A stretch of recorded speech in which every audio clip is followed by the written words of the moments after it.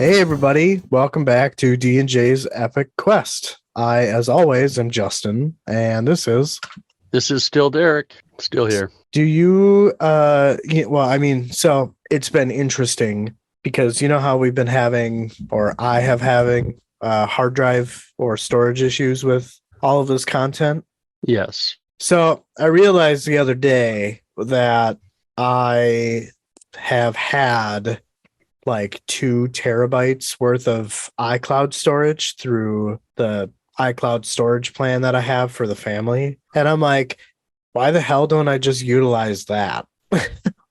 And just keep, yeah, right. And just keep the most, I guess, current stuff on the external hard drive. So I've been uploading Transfer. pretty much all day yesterday and the day before. I've just been uploading things from the external hard drive to my iCloud account, where it can just sit and exist until we need it or whatever. But in transferring some of the audio files, I had totally forgot that we had once gone by aliases. Yeah, exactly. So it's just, I don't know. I just thought it was weird how quickly I forgot that. I did not forget about that, but I guess this is the glorious side of podcasting that I guess people don't always see. You're spending your day transferring stuff to somewhere else. Yeah, it's all good though. I just I don't want, I know that everything's like published and I could just download it from YouTube, but I still want to retain the original audio, why I don't know, but it Just your thing. Yeah, it's just how I store data. That's cool though. But yeah, I guess how are you? How you been? It's been a pretty busy weekend.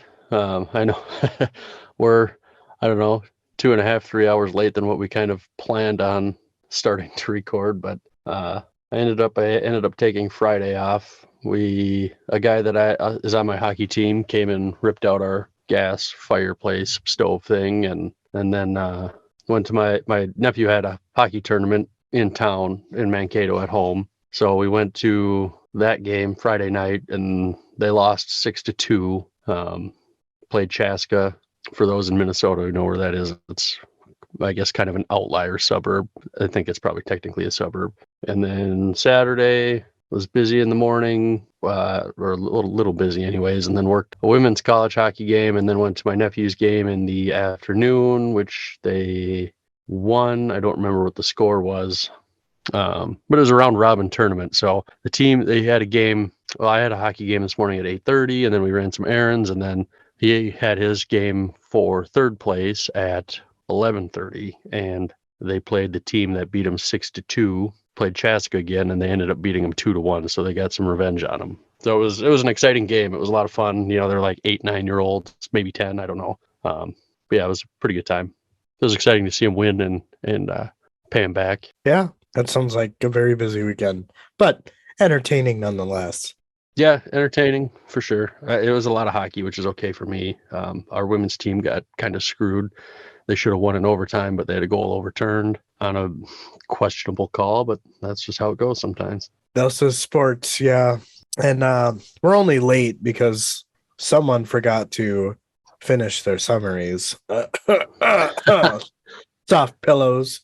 Wouldn't even worry about it, man. I know. It never happens to me, but just totally just slipped my mind. But well, I mean, you had stuff going on this morning too, so how has your weekend been? I imagine busy as well. Yesterday was pretty slow, but I worked on getting everything uploaded to Patreon. The newest or our latest episode, second to last Vasquez podcast. But yeah, I don't know, it was pretty chill. Ladies and I, well, not the ladies, but my children and I hung out, played some cards, some garbage, some exploding kittens. We watched the first National Treasure movie, which I really enjoy. So what were you gonna say? I think we have that Exploding Kittens game. I think we've only played it like once though, so I don't really remember much of it. But yeah, I mean, it seems pretty straightforward. The girls really like it. Well, that's fun. Sounds like it was a good time. Yeah, and it's Sunday. The 4th episode of The Last of Us comes out. So I'm really excited to watch that. And then something I completely had forgotten about because, Deadhouse Gates hasn't really been on my mind. But we get to actually continue on with the story. Yeah. Yeah, it's been a bit. It's good to get back to our kind of our bread and butter here of what we're doing. As Right. fun as the side quest stuff is, it's going to be good to get back to this book and stick with it for a bit. Right. Yeah, exactly.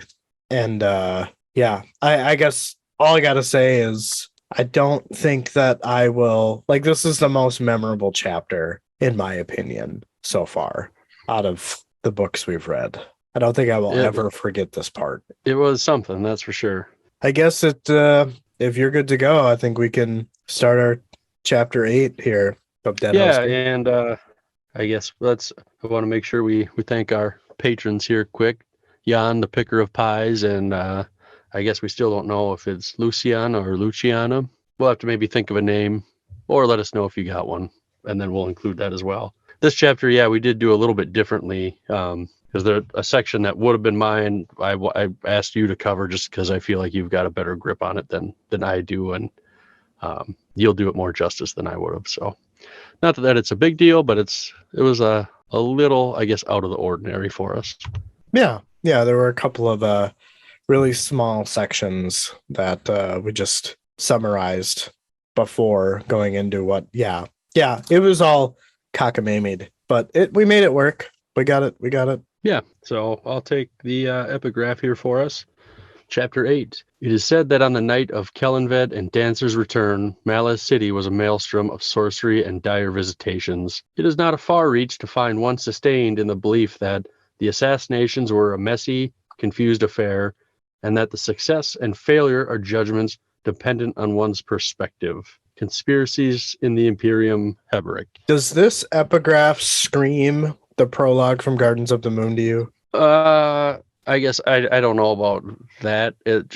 I guess it kind of just screams to the revelation that we had, that we found out that they didn't die, that they ascended. So I guess that's, where the perspective thing comes in and seems to make some sense. Yeah, no, fair enough. I guess I remember in the prologue to Gardens of the Moon, Lucine or Surly at that time was trying to ban sorcery. So I don't know. Something about that epigraph just makes me think about everything that was taking place in the Mouse Quarter in Malaz City. I guess I forgot that was in Malaz City, to be honest. So Yeah. Yes, it was. It almost seems so far, it seems so long ago that, that book existed in our minds, like it's still there, but it's not as prevalent. So you slowly start to ease out little details, which is sad. yeah, there's not enough room in my brain to remember every single thing. That would be cool though. But yeah, I guess if you're ready to get started on our 10th episode of this book so far, chapter 8 of Deadhouse Gates, I'm ready if you are. Yeah, take it away. Coltane had surprised them all. He left the 7th to guard Dryge Spring. He took his Wiccan warriors out into the Odin. 2 hours after sunset, the Tithsani tribesmen had been resting by walking and leading their horses when they found themselves in a horseshoe charge of Wiccans. It took 2 hours for the slaughter.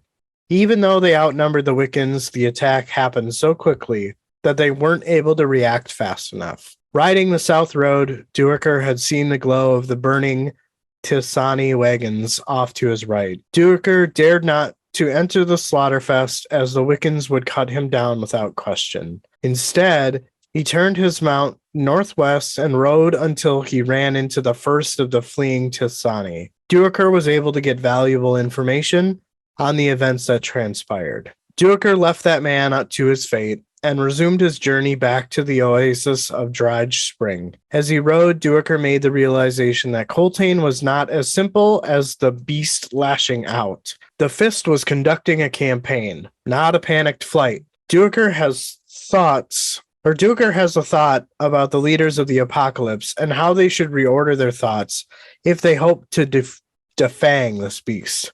On top of that, they better quelch the notion that the Wiccans were more than human. Comist Rouleau will still retain superior numbers, and it was only a matter of time before the Malazan forces were destroyed. There would be little hope for Coltane and the thousands of refugees. Duiker came into sight of the oasis, and the trees around it had all been chopped down. As he rode into the oasis, he saw signs everywhere. Pits dug here and there, ruts in the ground from wagons being positioned defensively. Even the spring itself had been drained and was beginning to refill. While the Wiccans battled the Tisani and the Seventh, and the refugees literally took everything. Duker's one thought of seeing this was where? Near the southwestern edge of the oasis, he saw the wide trail left by the wagons. The trail led straight west. Duiker thought to himself that there is nothing in that direction. There seemed little point in trying to anticipate the fifth's move. Duiker went back into the oasis, dismounted, setting up camp, and quenching his horses and his thirst, he laid down, asking himself before he fell asleep, how long could Coltane delay the inevitable? He woke at dusk, and 20 minutes later was hot on the trail. I thought that Duiker is a very dedicated historian. Like, to just go 2 hours out of the way just to get some, information from the fleeing Tisani, just to go back the way that he came. Well, yeah, but he didn't want to go into the thick of things because I guess I don't remember if you summarized it, but he knew they'd probably just kill him too. Right. Yeah. So I guess it works out in his favor, but I guess when I read that part, I didn't even think of that as a motivation, even though it's clearly stated. I immediately went to, oh, he just really likes to be a historian. Well, I mean, information's valuable, so he's learning everything he can. Well, and it's cool because the fleeing Tisani, I guess that he had said it was that a Mesla ascendant had been conjured and brought to 7 cities. I feel like this really brought in the scope of the gods in a subtle, not directly telling us kind of way. Like, the gods have opinions. The statement makes me think that they have preferences and they choose sides. But also, I feel like this was just what is that Wiccan sorcerer? I forgot his name already. I don't remember either. I guess when I read it, I didn't really think there was actually like a god. I mean, this guy's dying, right? Right. But they got kind of, surprise attacked. So I guess I didn't really get the sense that was really a god there. It's just that they got jumped and punched in the mouth, basically. Yeah. That were surprised at it. So I guess that was my point of view on it, but maybe there was something there. Dormoe Nath. That's what it is. Oh, yeah. Yeah. No, I get it. I just, I think that I just thought it was funny that he's either like that badly beaten and hallucinating or whatever the case is, but I don't know. I just thought it was weird to throw in there, but yeah, a Mesla ascendant. So you think he was just delirious? I kind of think so. I mean, obviously these guys didn't expect to get attacked. They weren't prepared for it. They just, it was a surprise attack. I don't know what else to say, but I think kind of the one thing I take away from that is that type of thing probably isn't going to work again. They're going to be prepared for it now, right? Right. I mean, they made a good shot at it and did some damage, but it's probably not going to be enough. He's going to have to come up with some new tactics. I don't know what he's going to come up with, but I'm sure he's going to come up with something. Well, how did he even know that they were there? Well, he knew that they were being followed. Well, right, but how do you know the exact position? I mean, I guess the point of the story is like, I clearly interpreted that very literal. Whereas you are looking between the lines and saying, well, no, he's probably maybe a little punch drunk. So I guess I didn't even think of that perspective, that he's out in the desert. He was, basically surrounded and caught by surprise. And yeah, so I mean, I would assume that this is probably just his opinion as to what happened. So right, yeah, exactly. Yeah, I 100% agree. But I imagine, Colton probably sent a scout back, or a couple of them, to see where they were at, and they could probably judge, how fast they're moving and about where they would be, and I don't know if it was really. I guess it was kind of a trap. Definitely like just getting jumped in the alley almost. Yeah, I suppose. Okay. Yeah, that makes way more sense. And actually adds a lot of depth to that section for me. So I appreciate that. Like I just try to keep things simple, I guess. That's fair. See, the yin to my yang. I overcomplicate everything. I'm just like, oh, Mesla Ascendant conjured and really, like, oh my God, like, let me dig into this. So, yeah, I don't want you to think I'm saying like you're wrong on it, because no, it I'm totally could saying I'm be wrong. a well. I don't want you to feel that way, because there totally could be something there. Just I I guess mean, personally, I didn't read it that way. That's all. And I don't think there's anything wrong that you did. Maybe that's how it is. Maybe there was something. But oh no, I'm just saying, oh, yeah, don't feel bad for me feeling well, wherever that's going. It's cool. Like, I realize that this is probably more often than not the right way to go about it. But yeah, there is definitely some sense in what I'm saying, like, because I'm sure that, the Mesla have ascendants that maybe side with the Malazan Empire, etc., etc. I mean, Dryjana is some ascendant that, aligns with the apocalypse. But yeah, I don't know. I guess I'm gravitating towards your side more than mine because it I got makes more sense in that situation than this what seems like a rambling about Mesla ascendants. So we can agree to agree then. sounds good, man.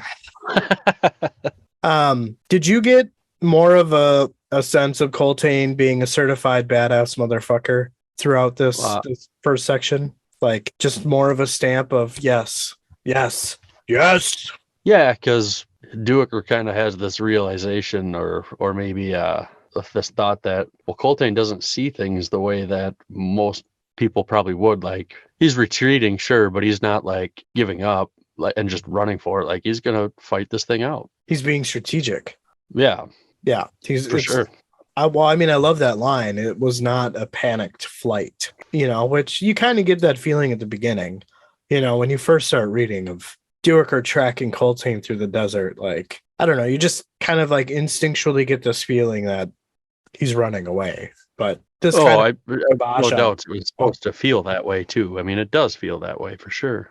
it was just nice to have something kind of put the kibosh on that. And like, no, this is a camouflage snake in the woods ready to strike, Yeah, and it did too. Yeah. The beast had fangs. The beast had fangs. I guess the only other thing that I had about the section was I loved the visual that I got of just all of the resources being stripped from the spring. Like all the trees have been cut down. There wasn't any shade. Basically causing Duiker to, pitch a tent with his Talaba coke and lay in its shadow. So yeah, it was crazy. Like the spring being all dried up, literally anything and anything that could be a resource, like all the fish were gone. Yeah, it was crazy. Yeah, but and then you think about it and you're like, dang, that's a good idea, because, now whoever's following you, they're not going to have, or there's going to be a lot less water. It was starting to refill, but Right. there's not going to be any shade. So if they're going to stay, then they got to, I guess, take the time to put up their tents and all that extra effort. Right. Yeah, exactly. I enjoy these little sections where we get Duiker kind of following. I hope that he eventually does catch up, but how he goes about doing that without causing a frenzy, I can't even imagine. Yeah, it's pretty wild. I mean, outside of that, I guess I didn't really have anything else. I thought the section was cool. I could see it in my mind, but if you don't have anything, I'm ready to move on. Yeah, I wonder what he's going to do next. How is he gonna get himself out of this jam? Maybe he doesn't. I don't know, but it'll be, he's gonna go down swinging. So I get Oh, that sense for sure. Coltane? I thought you were Yeah. talking about Duiker at first. Yeah, no, Oh, absolutely. Yeah. we'll just have to read and find out. We'll get that out of Yep. the way here early. I know, right? Yep. Yep. Because it can only get worse before it can get better. It sure feels that way, doesn't it? I'm just taking another one of your lines, just getting it out of the way. Hey, that's fair. That's fair. But yeah, let's move on to the next section. All right. Waves rolled out in the ocean, breaking over the reef a short distance out from the shore. Sunrise was an hour away, but Fellison stood looking out over the water. Heberick was beside her and said at least they could eat, referring to all the tiny sand crabs. He also said it's possible that they may kill them, and at the best, they'll be very thirsty. Heberick started filling a sack with crabs. Fellison told him to watch the claws. She didn't want him to lose a finger. Heberick had a chuckle and kept going. In the dark, Fellison was only able to see him because of his clothes. The rest of him was pitch black. Bowden spoke up and said no matter what she said to him, she would not or could not hurt him. Fellison responded that she had no reason to hold back then. They had enough water for another couple days at best. Fellison looked around and felt as if she was in her grave already. Nobody but Hood would find them here. Bowden had set up tents and was now gathering wood for a fire. Fellison recalled the nearest water was 11 hours behind them. She asked Heberick if she really thought Duiker was still out there sailing and looking for them. Heberick dropped his bag of crabs and said, well, he had nothing else to do. He hasn't published anything in years, so we had the time. She followed up with another question, asking if frivolity was the proper way to meet Hood. Continuing, Heberick said he didn't really think there was a proper way, and that each person must answer in their own way. Even the priests of Hood argue over the preferred manner to finally face their god. Fellison said she didn't know she was in for a lecture, or she would have kept her mouth shut. They cooked the crabs on the bed of coals from the fire, pushing them back in with the stick when they tried to escape. They were delicious, and there were plenty of them to eat, but they did indeed make them thirsty. As Bowden tried to create a smoke signal, Fellison asked if he was going to do that all day. He said, off and on. Fellison didn't see the point. She watched him tend to the fire and noticed that he had become sloppy in his movements, like exhaustion was finally catching up with him. The crab meat had started to hit the group with its salty side effects. Heberick went to his tent. Fellison was feeling the thirst and also suffering from cramps. Though if Bowden was feeling the same way, he didn't show it. Over a short time, the cramps dissipated, but she was still thirsty. As the sun rose, Bowden threw more seaweed on the fire and was about to head to his tent when Fellison said to use hers. Bowden was surprised. Fellison said she would be in shortly after. He didn't respond, only stared. Fellison asked him why not. Had he taken some vows, or did he prefer men and boys? He could take her from behind and he wouldn't know the difference. Without saying anything, he walked into her tent. Smiling, she waited a few moments before entering the tent herself. When Bowden was done with his business, he fell asleep on top of her. Fellison dug her hands into the sand next to her and withdrew a knife. Doing her best to remain calm, she was going to stab him. As she brought the knife to him, he grabbed her arm and twisted it and her wrist until she dropped it. He asked if she thought he didn't check his gear. Who else would steal a dagger from him? She told him that he left Benneth to die. Bowden told her no, he didn't do that. He killed the fucker himself, snapped his neck. He only wished he could have inflicted more pain on him. He was lucky he died quickly. Fellison asked who he was. Bowden was now standing in the doorway and said he was sorry if he disappointed her. He wasn't really in the mood. He only wanted to know if she was still what she was. Fellison can only think about how Bowden had played her. So, yeah, that happened. Fellowsen, you are so damn confusing. It's like she's genuinely curious as to what Heberick thinks about death, but then just decides to not like his response as in she's getting lectured. I mean, do you picked up on that too, right? Like she genuinely seems interested because she thinks she's going to die. But she didn't. I think she wanted like a simple answer, and that's not what she got. Got it. Yep, that's fair. I thought it was funny the little humor in here with her taking a crack at she didn't want him to lose a finger. Yeah, that was funny. We don't get a lot of those moments, No, or we haven't so far. But I was just gonna say it's totally dark humor. Like it's dark humor, but I like some of that. So, and clearly Heberick, he seems to have a light air about him. Like, yeah, okay, he has a little chuckle himself. So, yeah, just makes it feel that much more real. Right. Yeah. I mean, what else are you going to do when you're, yeah, I mean, you made it to where you needed to go, but you still think you're going to die.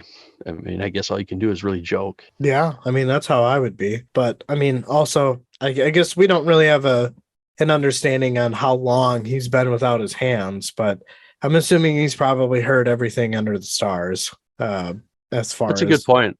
jokes, you know. I hadn't thought about that at all, but that's a good point. That's just me going back to my bully days. Like I still hear the same shit as an adult. So yeah. Yeah, but I as an adult, I don't know.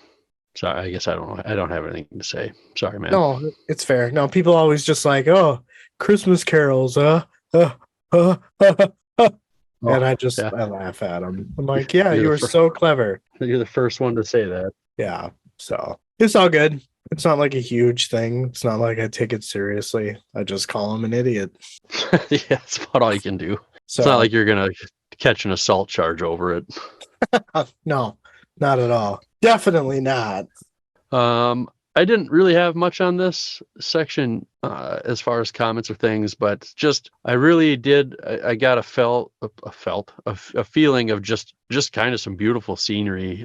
How many people get to sit on the beach at the early morning and the sun rising? Yeah, they're in a pretty dire situation, but I feel like the way it was written, they'd Bowden, Heberick, Fellison, they weren't really appreciating that fact. But yeah, it just kind of stuck out. I mean, the beach is pretty nice, right? I Right. mean, yeah, it sucks. You're thirsty. I guess you got a little food. You're gonna eat these crabs. Now you're more thirsty. You think you're gonna die, but at least you're gonna die somewhere nice. I mean, I guess I'd rather probably go that way than getting hacked to bits in a battlefield. Yeah. I mean, that makes sense. I guess it's just a nice stark contrast, you know? I guess the only thing that I could talk about is like, did you feel like this was confirmation that Bowden killed Beneth? I feel like we got that before. I mean, because Okay. it's not the first time he said he's done it, right? I mean, he said he did it before, but it's almost like she just doesn't believe him. But he Yeah. keeps saying he did it, so I mean, I already felt like he did do it, but yeah, it's just kind of further reaffirmation, I guess. Do you think that like that interaction will be revealed? Like, I know that it says that he snapped his neck and that he wished that he could have just inflicted more pain, but do you think that, I don't know, I get this feeling that once Fellowson just kind of like, I don't know, realizes what it is that she's doing is not helping her situation, and just pushing people away, which I get. She is, it's, pushing people away is her coping mechanism right now, which eventually I hope that she undoes that and maybe learns to trust people that are genuine. I hope that Bowden and Fellowson have a heart to heart conversation, so to speak, about like, this is what I did, this is what he did, like, did Beneth, I guess, did Han shoot first kind of a situation? Like, did Beneth attack Bowden and thus therefore, killed him out of self defense? I mean, Bowden seems to be very vague about things because he seems to be just as irritated as Fellowson is. Not to mention, she just tried to take his life. not not the best thing to do with a traveling companion that you're stuck with, but I guess I don't know if we'll get any further resolution on it. I guess I kind of feel like it's put to bed personally. I think he did it, and I mean, Fellowson doesn't like it, but I mean, he says about it, says he wish he could have been nastier to him, killed him more cruelly. So I don't know. I don't know if she'll keep breaking it up. I don't really. I mean, how many times does Bowden need to say, "Listen here, you little shit, I fucking killed this guy. Like, get over it." Yeah, yeah. But she's got a flood of emotions going on, and she's Yeah, dealing with things that she's never had to deal with before, and sometimes that is a long and perilous journey mentally. that's true. So, I'm sure she doesn't want to believe that he did it, but right. Yeah, I she's totally in denial. Like, if this is like the 7 stages of grief thing, like, she's still at the first stage, which yeah, is what is making her such just an absolute pleasure to be around. she's a peach. Yes. But yeah, you're right. I mean, it was a very cinematic, very like beautiful scene. You can literally imagine everything that they're doing. Very like transitional in the means that like it kind of transitioned their previous journey to what's on the horizon, so to speak. So you just kind of get a little bit of like some settle down. Nothing too dramatic is happening. Yeah.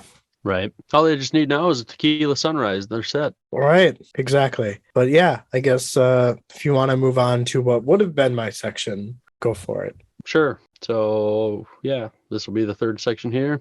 Yep. So was this a shorter one, or was this a pretty chunky one? I don't remember. This was the shorter one. Okay, that's right. Hood had waited long enough.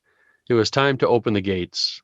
Felsen sat watching the lightning dance in rhythm with the thunder. An hour previous, Bowden and Heberick had returned from a walk dragging a worn and battered boat. They had talked about making it into a raft, but they all knew they didn't have the energy or strength for it. By morning, they would start dying. Felsen thought she might actually be the first to go, not achieving her goal of revenge against her sister, Bowden, or the goddamn Empire. Some strange lightning bolts struck the reef and thunder boomed.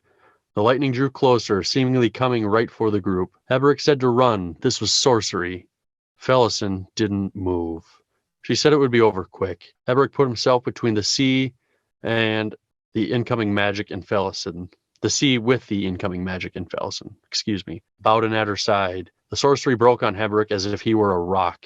He staggered, managing to hold his ground and stay on his feet. His tattoos had lit up and then vanished. Dropping to his knees, he said, "Not me. Otaterol, of course. Nothing to fear." Bowden had shouted and pointed out to the reef. A boat was racing to shore, its mast burning. More magic attacking the ship from all sides as it tried to escape. The boat came to a rest near shore. Two people emerged from the boat. Felsen asked which was Duiker. Heberick said neither, but one was a mage. She didn't know how he could tell. The men approached, looking exhausted, and the mage said, "Thank the gods, we need your help." So a lot of action packed in there. Yeah, definitely. I think the fact that she kind of seemed to have accepted death, like if I seen lightning coming at me, I'd probably be running, even if I wanted to die. It'd be hard to make yourself stay put in that moment, I think. Yeah. And I mean, I feel like Felsen is just she's giving in to whatever emotion is most present at the time. Because, we see her throughout these, I guess, this journey from the Otatero mines, kind of fighting within herself, I mean, why would she have the thought about killing Bowden and Heberick and being the last survivor and then just give up on it? And it's because she doesn't know what she wants at this point. That was taken away from her as soon as she landed at the Otatero mines. Like, she never got a choice in her fate. So I think that she's just doing what she knows best, which is unfortunate. Yeah. And then, I mean, you get Heberick, who, despite how nasty Felsen has been to basically everybody, both of them, and he still puts himself between her and the magic, to protect her. Yeah, which I totally forgot. I mean, I remember that part, but, it just, you'd think that would come into account into these later sections. But then again, why didn't you just let me die? Like, I could see her being pissed off that she saved him, I think about, and this is really stupid, but that reminds me of like the Incredibles movie, where the reason why the superheroes had to go away originally started with the guy who was committing suicide and Mr. Incredible saved him, thus injuring him. And the guy who wanted to die ended up winning a lawsuit against Mr. Incredible because he didn't want to be saved, Yeah, I guess it's been a long time since I've seen that movie. I wouldn't have remembered that, but no, it's fine. I get where you're going. Yeah, for sure. I don't know. I mean, I guess I feel like those are the biggest things. I don't know if you had anything else. I don't have anything else to comment. Just the whole like bit with Heberick's tattoos like lighting up, and then like I wasn't sure if they really like fully disappeared or if it was just kind of like the energy or whatever dissipating out. It was just kind of a weird deal. But I know in our notes here you kind of cleared things up, and it seems to make sense. Oh, okay. How because I guess I'm imagining that these tattoos are black. I don't believe that they're colored tattoos because I don't know if those types of pigments. I guess I don't remember. Do you recall from the prologue? I always imagine them as blue tattoos for some reason, but I feel like they're black. or they are blue tattoos with black outline. So I guess I assumed they were dark, but yeah. I guess yeah. But yeah, I thought that was a cool image to me.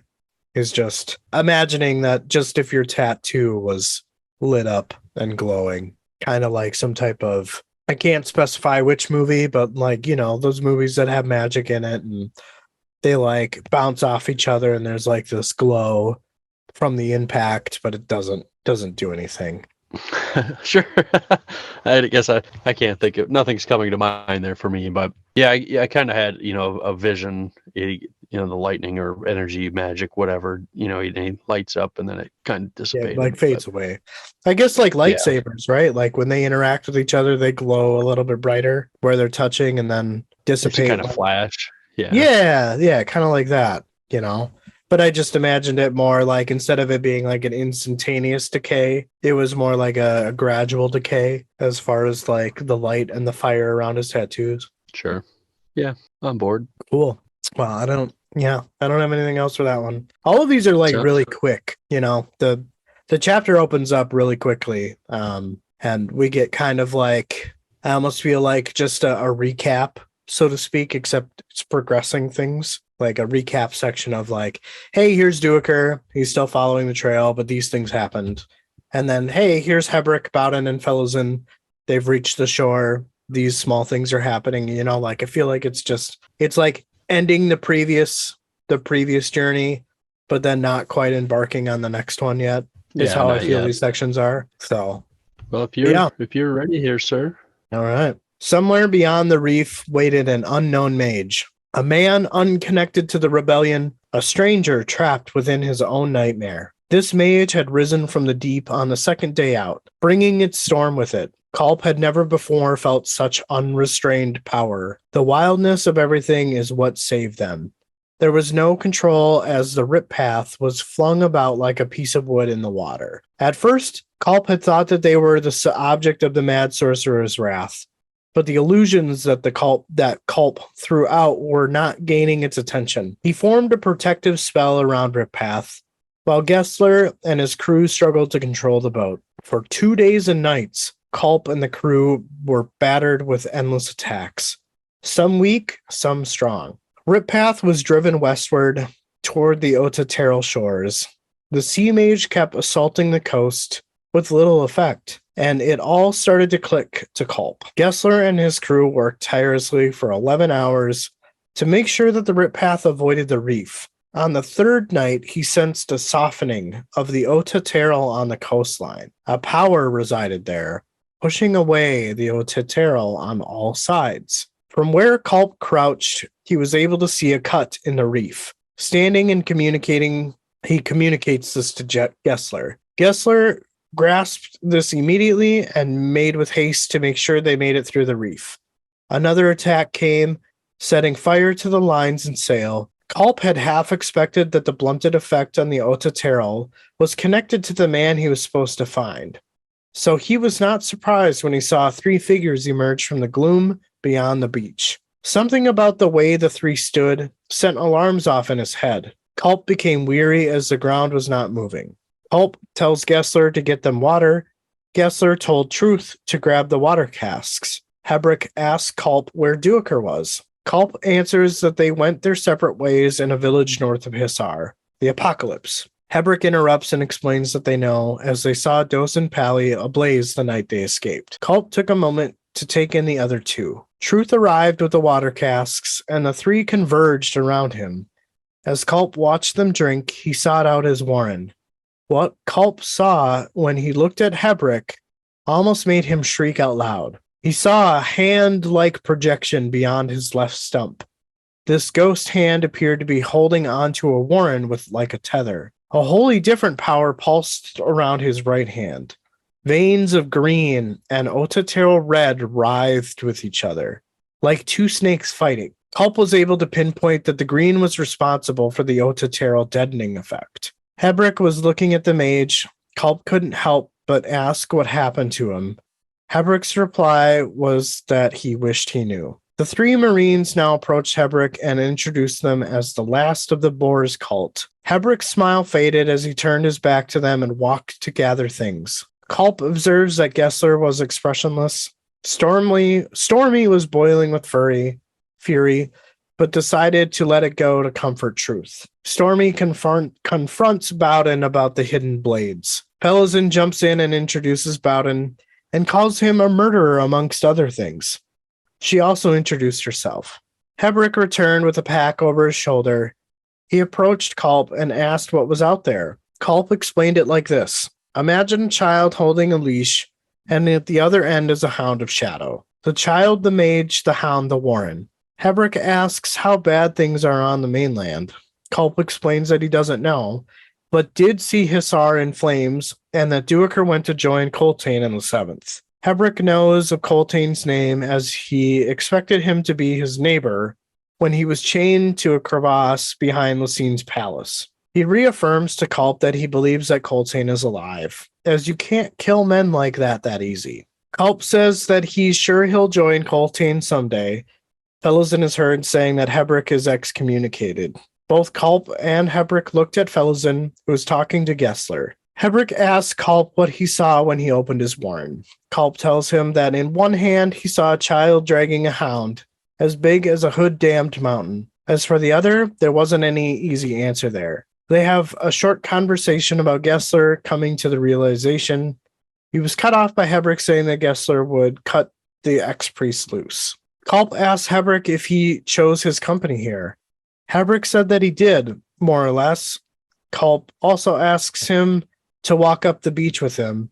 After some distance, Culp begins asking about them and if Hebrick trusts them. The ex-priest grins and first asks Culp if he trusts him. Hebrick explains that he trusts Bowden to continue to work with them as long as it's in his interest to do so. The girl, however, no. Culp simply replies with, all right. Hebrick asks about Culp's crew and their foolish cult. Culp replies to Hebrick that it wasn't harsh for a priest of Fenner. Hebrick explains that the girl spoke true and that he was excommunicated, and his soul is his own because he took it back. Hebrick explains that he is tired and cannot walk anymore. The journey back to the group was silent. The sun was rising, and the sorcerer's storm over the sea was withdrawing from the shore. Food was brought from Rippath, and Hebrick and his companions ate in silence. Culp joined Kessler, who was watching over his crew, taking a quick snooze-a-rooney. Gessler makes a comment that this was one of Fenner's joke. Culp, squatting next to him, tells Gessler that he's glad that the corporal is enjoying it. Gessler takes the opportunity to inform Culp that Fenner's humor is not the kind one would laugh at. Gessler continues to explain to Culp that he got this feeling that the Lord of Summer was here somewhere, as if he was perched on the ex-priest's shoulders somehow. Culp asks Gessler if he's ever felt Fenner's touch before. Gessler said that he never received such gifts, and never will, and that it was just a feeling that he had. Culp asks how Truth is. Gessler responds that he took it hard, but he'll be okay. Gessler then asks Culp how they'll be getting back to the mainland. Culp answers by telling him that the priest will see them through, and it would be a long explanation. Culp explains that all they need was sleep, and then find some shade of his own. This was such a good section, and I feel a little bummed out if nobody knows what the fuck is going on based on that summary. But yeah, just the level of like imagery you get when Culp tells the reader that he's never before felt such unrestrained power. Madness gripped the sorcerer, tearing and flaying its warren. It was just really fun to try to imagine. And your mind can go anywhere and it would still be cool. Yeah. I'm not even really sure like what I pictured on it, to be honest. Yeah, I mean, it like you could literally think of anything, and it would still be great. Yeah, 100%. I also thought like this adds to just the level of scariness, right? Because like this mad sorcerer is so messed up in the head that illusions don't even phase it. Like all threads of humanity and experiences are just gone. And it's scary to think about it. Like it's literally a meat puppet. It's literally a Yeah, meat puppet, you know? Like there's nothing left of humanity. Nothing like left for him to even recognize that like, hey, this is something I should be worried about. I kind of just pictured like he's just like a kite caught in the wind, like flying around, and his magic's going everywhere, and like he obviously doesn't have a clue what the fuck he's doing. You and Truth have the same analogy. Oh, did we? Yeah, Truth says that later on when he's I explaining it didn't. to Malazan. I guess I did not remember that. That's not where I took it from. So that was a coincidence. No, no, totally. It would have been in your section, but it was in one that I summarized, which is the only reason I know that. Yeah. Hey, I'm glad I'm thinking like a character in the book. Then my head's in the right place. There you go. There you go. And yeah, I guess it's funny that Culp has this realization while they're out in the sea. It he's doing everything that he can to try to thwart this mage, and it isn't until he recognizes that it's not really doing anything, and Culp theorizes that the mage's mind was destroyed by Otaterol, and it was likely that this unknown mage had escaped, likely an escaped prisoner or some type of miner that scaled the walls of the Otatero mines. So Skull Town. That was it called, right? Skullcap. Skull Cap. Yeah, that was close. I had the first part right. Yeah, but it's also just kind of like a, hey, what's going to happen to me when I get to the coast? Like he's just going to end up being my fate too. Something he's got to think about, or at least be in the back of his mind. Because yeah, if you saw that, then I'm sure you're like, oh fuck, is this what's coming for me? I don't want to be like that. Yeah, yeah. What did you think about Culp being able to like he sensed a softening of the Otatero on the coastline? A power resided there, pushing away the Otatero on all sides. What did you think of that? I don't know. It was I guess when he has his inner thought where he figured he says he wasn't surprised that he saw the three there. That made sense to me, but I guess if it didn't say something like that, I don't know that it would have put that together. I mean, it seems like, I guess now looking back at it, it seems kind of obvious, I guess. Yeah, I mean it's Hebrick, right? Yeah. Yeah. But I mean, here's my question, because like at first I thought that this could be due to the Jade Finger, right? But this has to be Hebrick and my theory about Fenner living inside Hebrick's body, right? Like we know that Otatero deadens the effect of magic, but can it do that to the gods or ascendants? I don't think so. I think it could weaken them, or maybe does it make them go mad? Or is it just like mages? You know what I mean? Like, does Otatero have a limit dependent upon the hierarchy of whoever? I guess, yeah, I don't know. I guess my thought would be is that it would probably have, like, I guess, I don't know, if you're a god or an ascendant, I don't know. The shit still works the same way if you have a warren, but maybe it doesn't. I don't know. I had not thought about it. It's just interesting. Like, Otatero is supposed to basically eliminate sorcery or magic, right? But it would take magic or sorcery to deaden the effect of Otatero, right? Just kind of like a catch-22 a little bit. Right. Yeah. So something has to be affecting that. And that was just my first thought. Like, as I was reading this particular line, I feel like we get a little bit more of a clarity later on in the section. But I just remember that being my first thought was, okay, well, that catch-22 thing that you brought up. Well, I'll be interested to hear the rest of your thoughts for sure. And another thing I really enjoyed about this section was just the level of exhaustion that you feel with these characters. Like they're not sleeping. They have been up for 72 hours trying to make sure this boat doesn't hit a reef and that the mage is keeping the protection spell intact. But he clearly lets it go a little bit because the mast was able to start on fire. Yeah, well, yeah, after 3 days, like, Jesus Christ, yeah. I suppose it's like I couldn't imagine staying awake that long, but if I was running for my life, maybe I could. I mean, I don't know. I'm sure the longest I've made it about 40 hours without sleep, and I was pretty delirious by the end of that. So I couldn't imagine almost double of that. Yeah. Yeah. I love the sense that you got. It just really made everything just feel more real. Yeah, that would suck. I would not want to have to stay awake that long for any reason. Yeah. No, never. I guess the other thing is, what did you think about Culp's kind of when he takes in Bowden and Fellowsen, like after they meet on the beach and Hebrick and Culp have that quick conversation about Duiker and Hisar, and then he quickly takes in the Bowden and Fellowsen. I guess I don't really remember having any specific thoughts. Gotcha. So I don't know. Probably be a situation where we're seeing things a little differently here again. But yeah, let me know what you're thinking here, and maybe it'll jog something in my brain. Got it.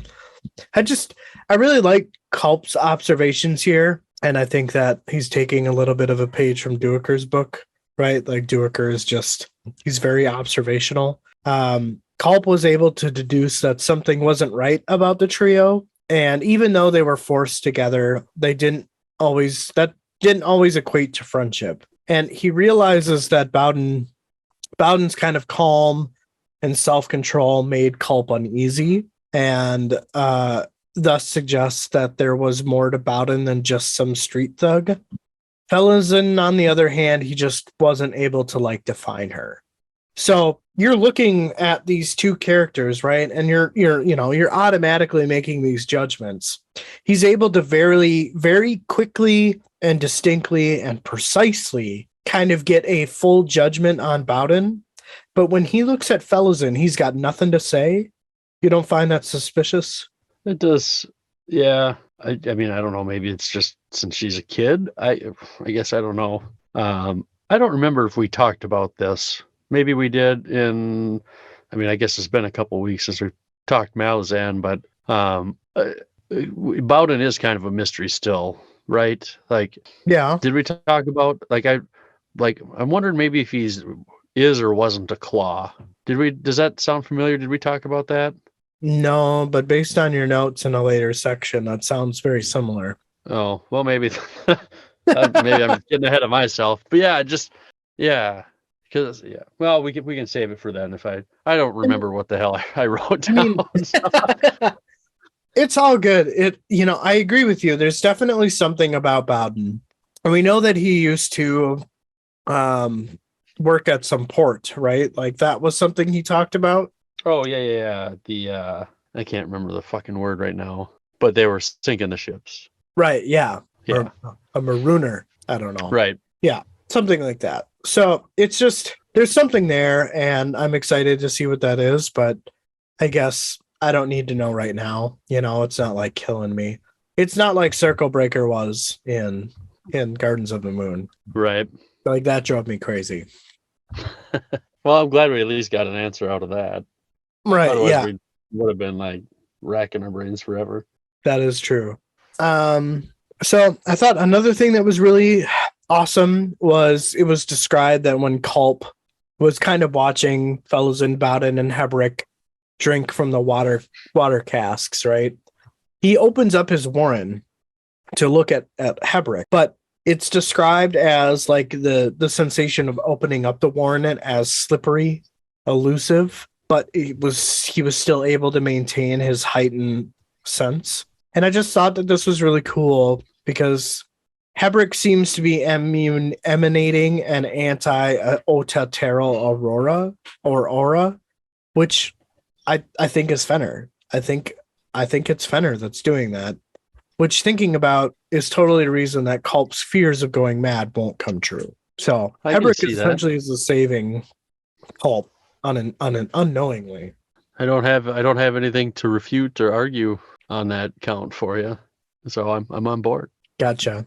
Well, I'm going to move on to the Otateral deadening effect because, as we know, Culp is able to look at Hebrick, and he's got what I imagine like ghost hands emanating from the stumps. And I will admit, I feel like at this point when I read this, I'm totally wrong about Fenner, but maybe I'm not. I don't know. But I gather that the left hand is Fenner, and he's the one that's holding on to the Warren, but the Warren is tethered to something. And then the other hand, which is the hand that touched the Jade Finger, we know that Otatero was created by sorcery to stop sorcery.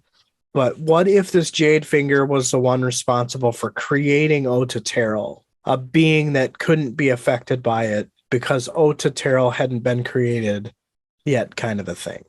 You know what I mean? So are you thinking that that statue was like once alive at some point? I think so. Yeah, Interesting. I think so. I think that if it was once alive, or it's potentially a tool to be able to create Otatero, and therefore it softens it, because how can you hurt something that made you? You know what I mean? Like that type of theory. I I guess I kind of felt like it was more of a, as you said, a tool.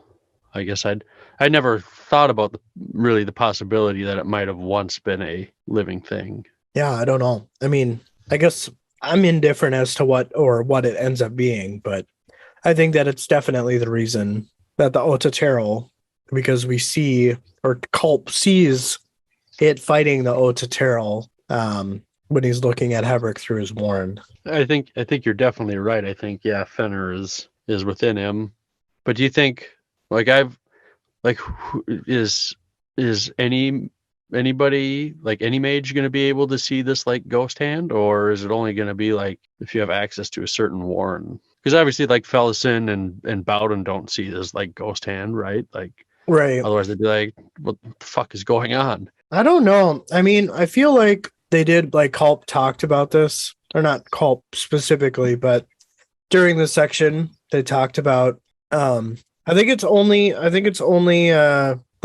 as you were alluding to, I think it's only certain warrens would be able to see this, or maybe all of them. I don't know. I guess yeah, we just haven't ran into that yet. Right. So I wonder if that'll matter at all or not.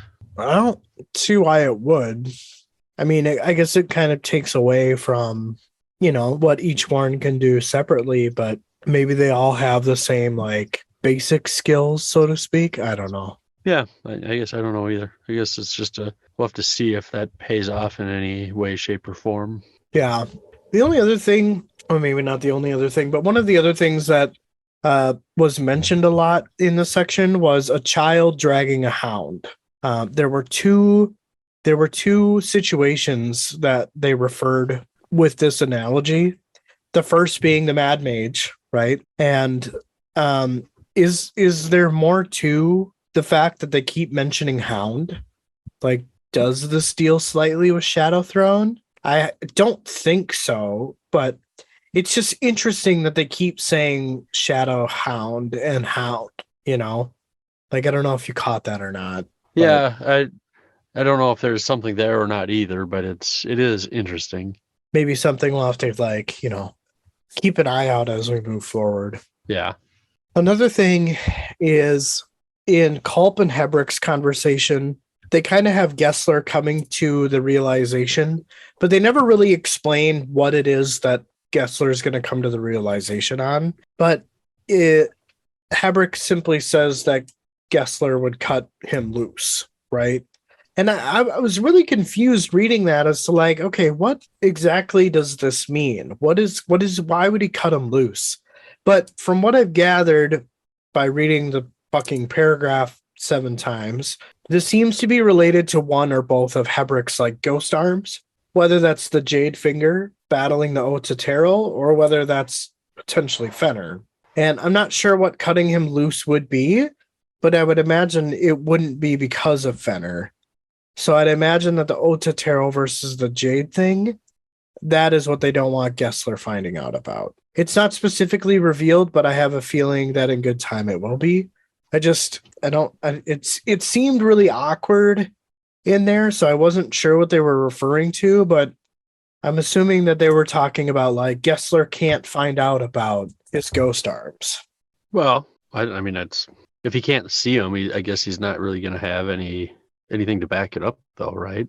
Well, right, but I mean, even at the end of the section, they were like, Gessler was asking Culp how they were going to make their way back through the water, And he was just like, it's a long story, but Hebrick's going to do it, you know?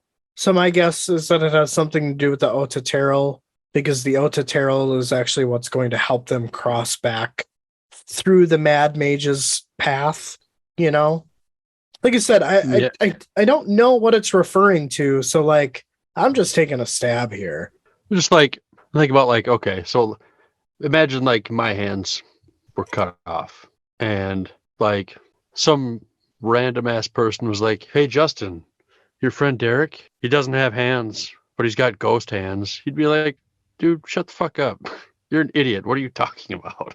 Yeah, Ghost hands?" So I don't know, but maybe obviously that's not going to happen in our world. Like maybe he's heard of something like that happening before. I don't know. He maybe. could. Or do you think that Gessler would misconstrue that with being Fenner? I don't know. I guess Hmm, I'm really not sure. gotcha. Well, I mean, speaking of Fenner, the only thing that I thought was like kind of fucked up is Gessler in Culp and his conversation about Fenner. Fenner's humor is not the kind one would laugh at. But thinking about that, isn't that an oxymoron? Because, and I think it's beautifully well placed because this makes Fenner seem scary as a motherfucker. He's basically saying that what this god finds funny would not be something we would laugh at, It seems which like he's just, just got a really dark sense of humor. yeah, it's fucked up, isn't it, to like think about it like that? So it just brings this calamity uh to Fenner and probably the other gods as well. That is just scary. This is scary shit. Yeah, it is not ideal. No, not ideal. But yeah, that's all I had about this particular section. I know that was a lot, but it just all of it was just so interesting to me. I loved this section. Granted, this is not my favorite one, but yeah, it was just so cinematic. You could like see all these conversations taking place, all these questions like who are these people, oh, this isn't a priest of Fenner. Well, and then Fellowson so beautifully jumps in, like, no, he's excommunicated, just kind of still being a bitch. And just the feeling of let down and Stormy getting upset, but being really mature about it to make sure that truth is okay. Yeah, it's just, there's so many interesting pieces of relationship here, and also a lot of mystery. So it was just a really cool section to read. Yeah, it was a fun one. I mean, even though it wasn't maybe the most fun, it was still a good one. I don't think there's been too many where I've been like, man, like that was boring to read. Right, right. Yeah, exactly. But um yeah, I guess outside of that, I don't have anything else to say about that section. Did you? I don't think so. All right, man. Well, you get a short one and then you got a really long one. So we'll Yep. we'll go on. I'm gonna steal your words from you. All right, everybody, get your popcorn bowls ready. All right. Felsen had her arms wrapped around herself and watched the mage put together a small shelter to hide from the sun. He laid under it, and she turned attention to the Marines. She thought they were fools for following Fenner, and he was here in the mortal realm somewhere just waiting to be picked off. Bowden had appeared from cleaning himself up. Felsen asked if he was scared, telling him how much tougher the Marines, were than him. Paying no mind, Bowden asks if Fellison had slept with them already. She says that he used her. Bowden said, so what? She had made being used a way of life, and they're getting off this island. They'd survived, and nothing was going to change that or change his mood. Fellison asked Bowden what the talon he carried was about, the one he had hidden with all his thieving tools. Bowden's face showed nothing. He looked past Fellison, and as she turned, Hebrick was beside her. He asked if what he had just heard was accurate. Bowden didn't reply. Hebrick took a moment to study and assess the situation and told her, well done, so far. Fellison wanted to know what was going on. Bowden told her she should have paid more attention to her history tutors. Not relenting, she told him to explain. Bowden told her to get lost as he walked away. Fellison thought to herself that she had survived and now could bide her time again.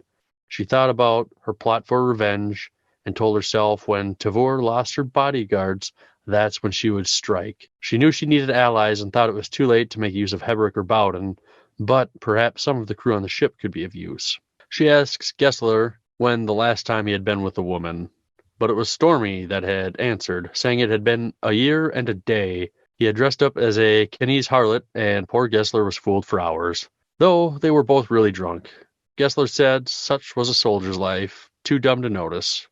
Stormy replied that they were too drunk to care. Gessler agreed and told Fellison to go fish somewhere else. They'd been around enough blocks to know when there's conditions to a deal. She told them that she had given up information on Heberick, and she didn't have to do that. Gessler replied that they didn't need her pity. Fellison said that Heberick would betray them, and that he despises them. As Gessler told her to get lost again because his men were trying to rest, Truth sat up and locked eyes with Fellison, and she gave him a smile and tossed a kiss his way. Truth's face went red, and she told him to be careful or his ears would catch fire. Stormy egged him on some and said if she wants it that bad for Truth, to go get on with it. Fellison told him she only slept with real men.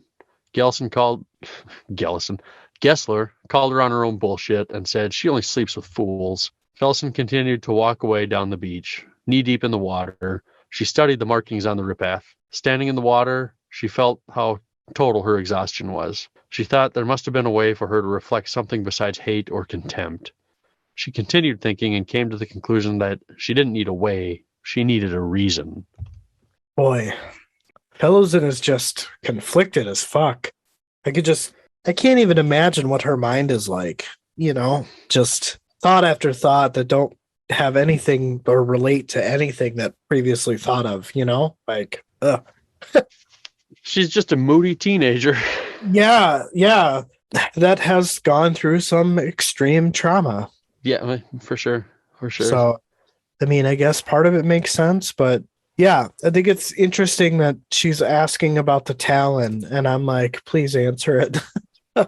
I know. And yeah, I guess I forgot that in this section that, well, it's been such a while, and I remember having this feeling, well, like a Talon, I guess, is a claw, right? So maybe it's a symbol for the claw.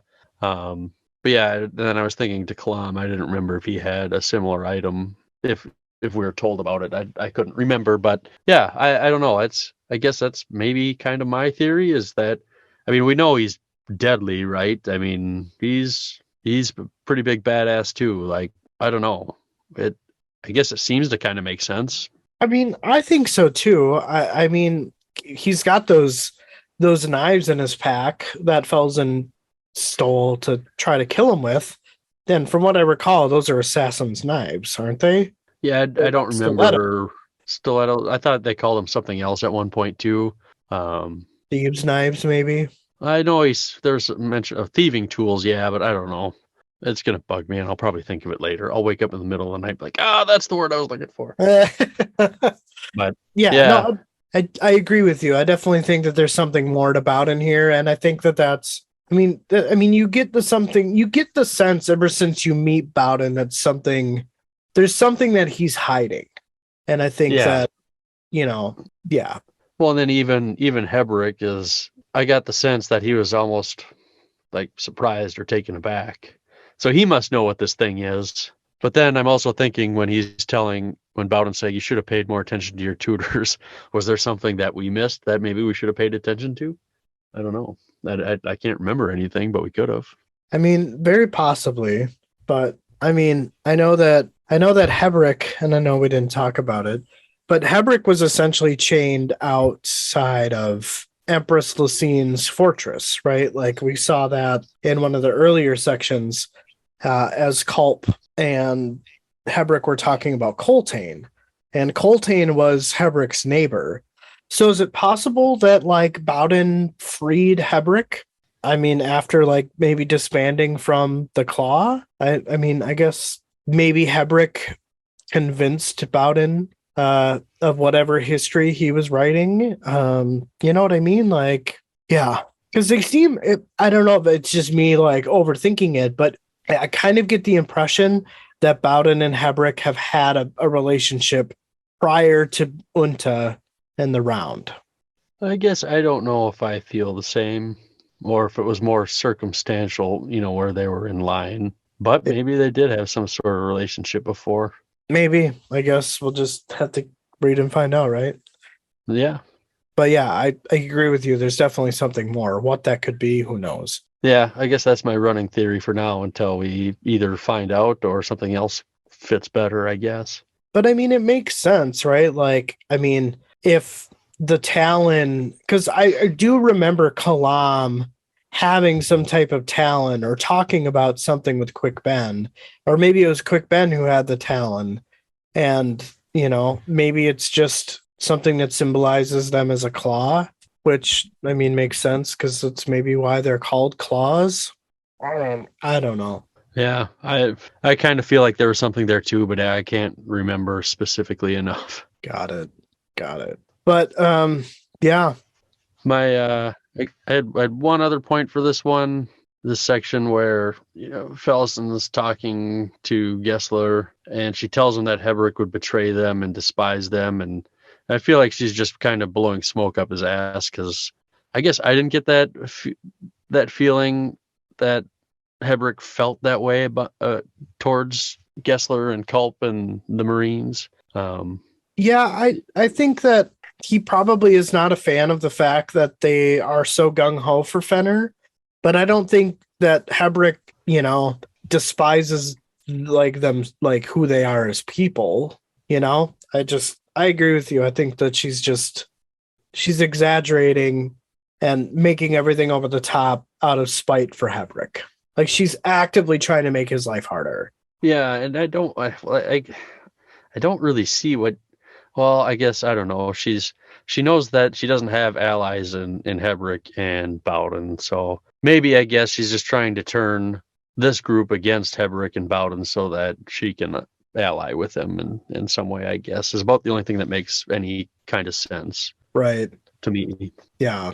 The only other thing that I have about Fellows, and this will probably play out a little bit later, but her getting rejected by this Boar crew, I think allows her to have some very deep thoughts about her actions. And that's something we'll get to later on. But I want to call it out now, just in case I forget it, that I feel Sure. like this is the situation that causes her to have this reflection. Yeah, I mean, you kind of see. I got the feeling that she doesn't want to be so hateful and nasty. But like it says, she needs a reason to not be that way, I guess. I mean, maybe you could just be a decent fucking person. It could be a nasty. That would be Right. a good enough reason, I think. But she needs something else, I guess. There's something more there. She needs therapy. I don't think that exists in the land of Malazan. Probably not. Probably not. I guess the only other thing I thought was funny was the when Story dressed up as a Canese harlot, and poor Gessler was fooled for hours. Kind of sounds like they had some funs with themselves, which is cool. That's great. Hey. I don't know if I have quite that amount of dedication, but maybe with enough drinks, like maybe. Well, when you're under the influence, I guess you're probably a little more open to things, I guess. I don't know. Maybe I've done some pretty fucked up shit. So yeah. It's fair enough. We'll leave that there, Justin. We don't need to delve into that. I'm not gonna dive into that. I'm good. All right. This Cool. I think this was my pretty long section here, I believe. And What? like the most memorable part, I'll never Oh forget. yeah, So this is yes, fucking cool. This is what about a fifth of our summarization here. well, I mean, it was like 20 pages. Wasn't it? It was around 20 pages in the book It was pretty section. lengthy, yeah. Yeah. So yeah, I guess I love this part so much that I told like two of my coworkers about it. I'm just like, oh my God, this is so cool. And I probably butchered the explanation. But yes, please proceed. All right. Culp said it was going to be a rough trip unless the Otaterol twisted within Heberick was enough to drive the insane mage away. Truth, Gessler, and everyone waited for Heberick to speak. Finally, he said, "If you say so." Culp started to say it wasn't good enough, and Heberick cut him off, saying it was the best he could do, and that Culp can see what he can't even feel. Culp turned to Gessler and asked what was happening.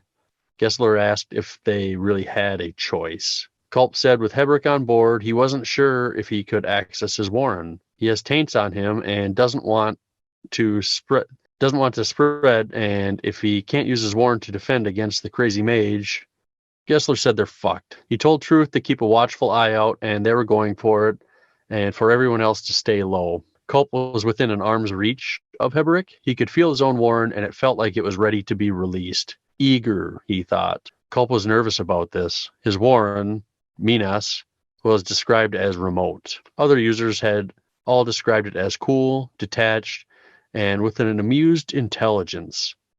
He thought that whenever he accessed his warren, he was interrupting it, like he was just a minor distraction. He didn't fully trust his warren. It wanted to join the game, and Culp knew he was slowly falling into the trap of thinking Minas was a thing, a faceless god where access was worship, but this wasn't how warrens worked. A mage is not a priest, and magic was not some divine intervention. Magic could be a way to ascendancy, but you don't worship the path to get there. The ripath continued out into the waves. Truth was looking for the gap to get out of the reef. They shot the gap, and instantly they were swallowed by a storm. Culp didn't have enough time to scream, only react. He opened his warren to the madness around them. Lightning crashed. Spears of water knifed through the deck, and one even pinned Stormy to the wood. Hebrick had covered Fellison with his body, his tattoos going haywire. Bowden threw himself at the forecastle with one arm reaching down where he couldn't see. Truth was not visible. The water spears were done, and the boat had lurched forward. Culp looked up into the storm and saw a flailing figure. Magic pouring out along with blood. Then it fell. Gessler yelled at Culp to grab the oar. Culp picked it up, but wasn't sure he could steer through this. He wasn't sure if they were even moving on water. They had fallen victim to a madman's warren. His magic flowed into the oar, and the boat seemed to steady itself. Gessler hauled Bowden up by the ankles as he was about to go overboard. He was holding Truth by the belt, his hand bleeding and face in obvious pain. Suddenly the waters were calm. Hebrick rushed to Stormy. Profuse amounts of blood were escaping his wound, but as Culp watched, the blood slowed. He thought Hebrick did the only thing he could. At least, that's how he would remember it. He watched Hebrick slam a ghostly hand right into the open wound. Stormy cried out in pain, and the tattoos from Hebrick's wrist had spread onto Stormy's thigh. He removed his arm, and the gash seemed to use the tattoo to close itself. Even Hebrick was surprised. Shaking, and pale as a ghost, Stormy sat up. Whatever Hebrick had passed from himself to Stormy was set with a madness. He thought to worry about that later. At least he was alive. He turned to look at Bowden and Gessler as they gave Truth CPR. A few moments later, he was coughing up water and breathing again. Culp was able to glance at Bowden's fingers and saw they were all dislocated and bleeding. Culp asked Hebrick to help him. Bowden told him to kick rocks. He didn't want magic on him, and they'd do it the old-fashioned way. Fellison asked where they were. Nobody knew, but they knew they were sinking and likely to capsize at any moment. Culp let his warren go. He knew he wouldn't last long in the water. They devised a plan to get supplies and gear for when they abandoned ship. As they were getting ready, Fellison said they wouldn't have far to go. She pointed to a ship a few hundred feet away. Bowden took a look at it and named it a pre-imperial Quandroman. Gessler was impressed on his knowledge of ships. He said he used to work on a prison gang scuttling the fleet in Quan's harbor some 20 years ago. Dasim used them to train his marines. Gessler said he knew, and Stormy said he was young to be in a prison gang, saying he must have been no more than 15 years old. Bowden said yeah, something like that, but guess what? It's none of your fucking business why I was in there. Gessler said to get on with it. It wouldn't matter if they all got pulled down with the sinking ship. They swam over to the mystery ship, and Truth climbed up. A few moments later, he dropped a ladder for everyone to climb. Finally, everyone and everything was on board, and they took a good look around. They could see that the ship was quickly abandoned. Culp asked if anyone could see the name on the side. Bowden said it was Solanda. He said he didn't need to see a name on it to know what ship it was. The cargo was from Drift Avali.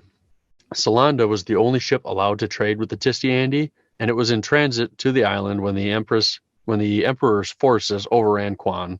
The ship never returned. Fellison cracked a joke, asking if the prison gang worked in the library also.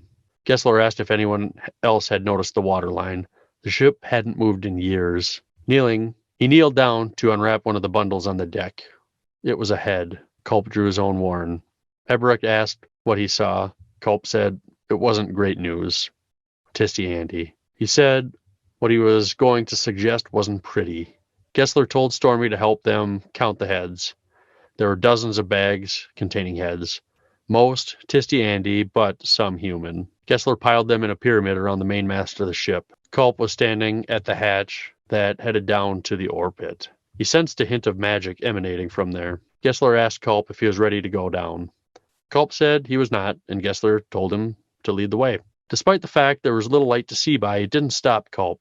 There was magic lining everything. Gessler asked what the smell was.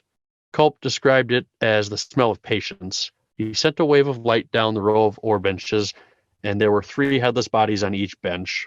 There was also a huge muscle-bound figure behind the drum. Looking at the bodies, there was no evidence of decay. Shaking his head, Culp said someone took the ship, beheaded everyone, and then put them to work, in that order. Gessler agreed. He asked Culp how long ago this took place. Decades, probably. They were in a warren.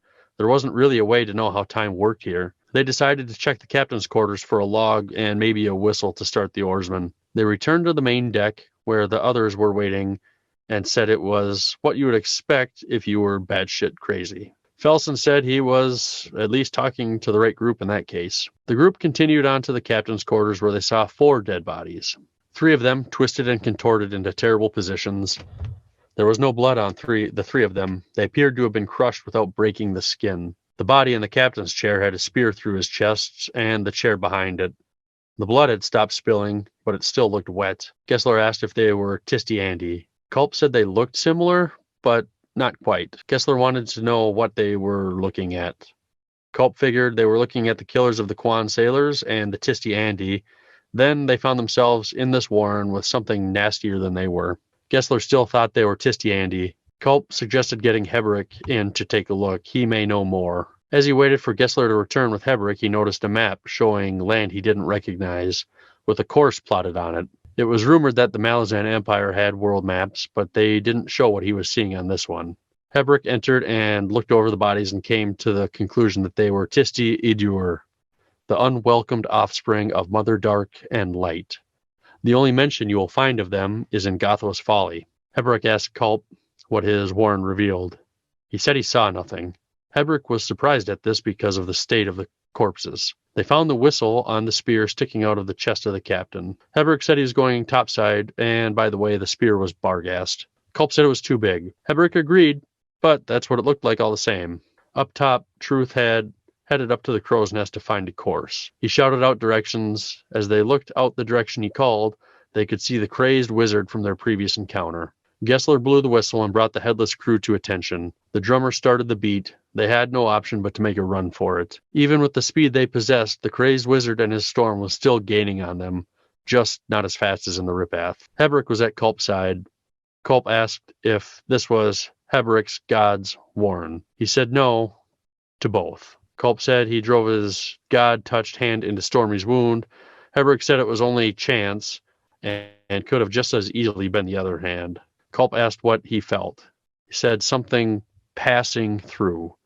He asked if it was Fenner himself. Heberick didn't think so, but he was no expert, and it didn't seem to affect Stormy other than the healing. He didn't know Fenner gave such gifts, and if he did, they wouldn't come without a price. So, Woofta, dude. yeah, there's quite a bit there, and yeah, I mean, I kind of broke it down quick, but I don't know what to say. I mean, it was really cool reading that. I mean, I wasn't expecting heads to be in the bags, I guess. Right. And then I wasn't expecting headless bodies to be sitting at the oars ready to go. Nope. Wasn't expecting that either. And then really wasn't expecting them to start rowing the ship away. Yeah, it was really cool. We get another race, the Tisty Idur.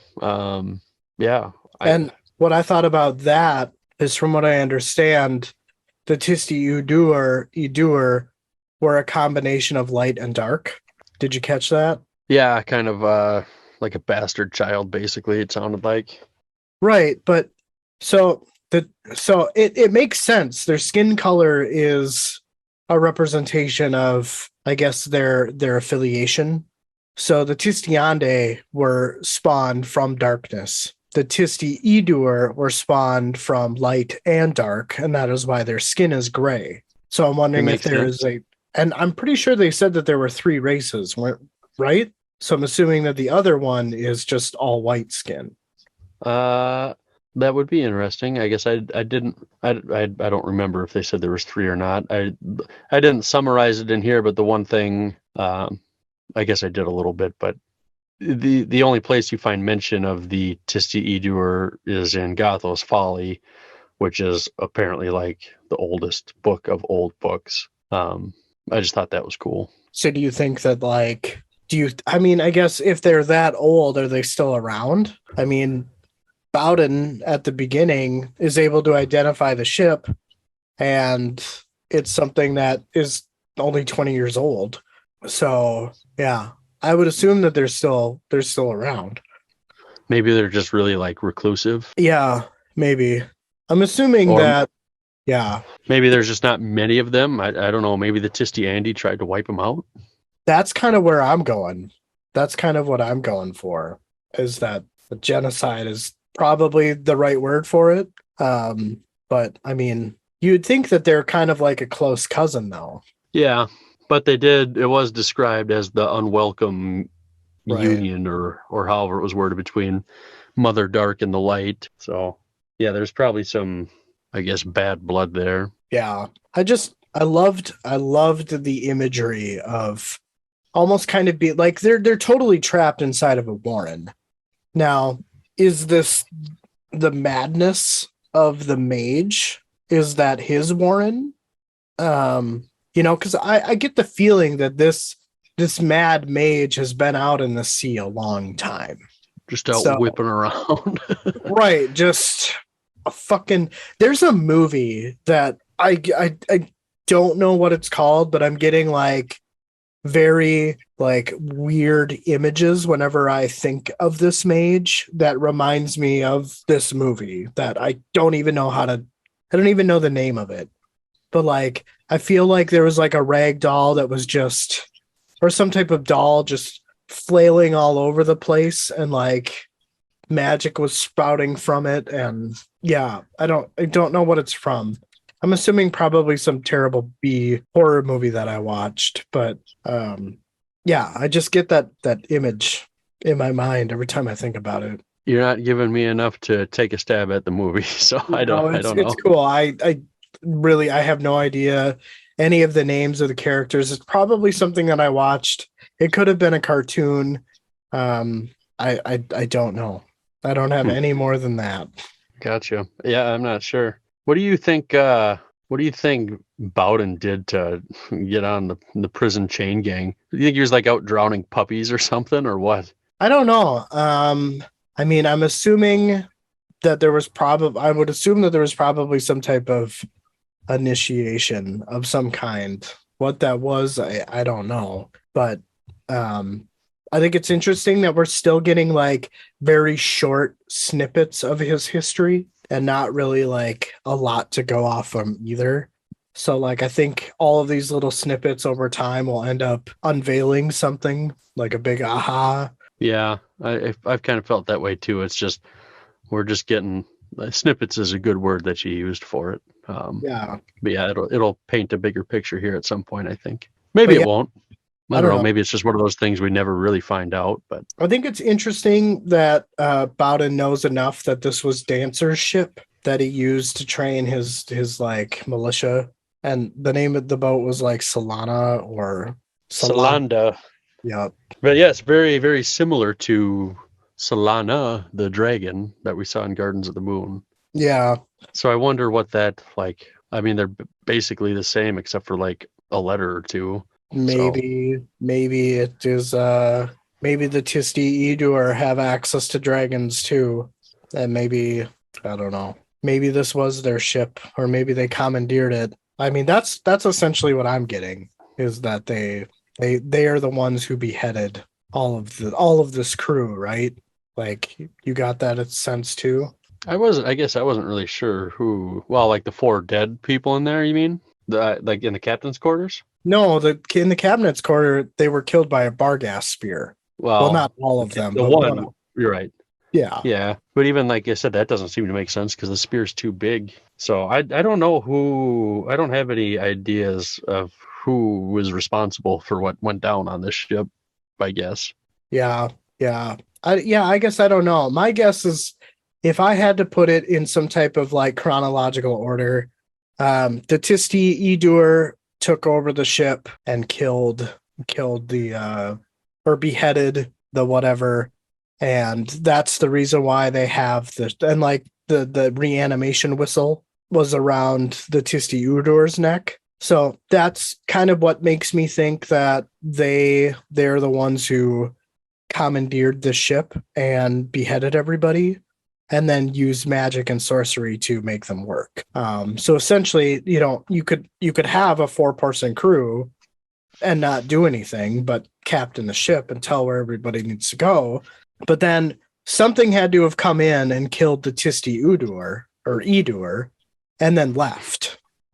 Who that was, I have no idea. But that's kind of like where my mind is going. That's. I don't know who done it. Who done it? Yeah. But it's just this section was just so epic and I just loved every fucking minute of it. Yeah, it was a lot of fun. So I remember reading this section the first time, and it was just I couldn't put the book down. And you're just like, what the fuck is happening right now? Right. I just kept like reading and all of the things that are introduced and just what does this mean and what does that mean? Oh my God, that was so cool. Like I didn't know what they were doing with the whole beheaded, crew and even the drum master, right? Like Yeah. where they were going with that. And then when they found the whistle, I'm like, oh, they're gonna blow this and they're gonna come to life. And then it did, and I'm like, fuck yeah. Yeah, it was cool. The whole thing, it was a lot of fun to read. Yeah. So maybe what killed the Tisti Udur were the Tistiande.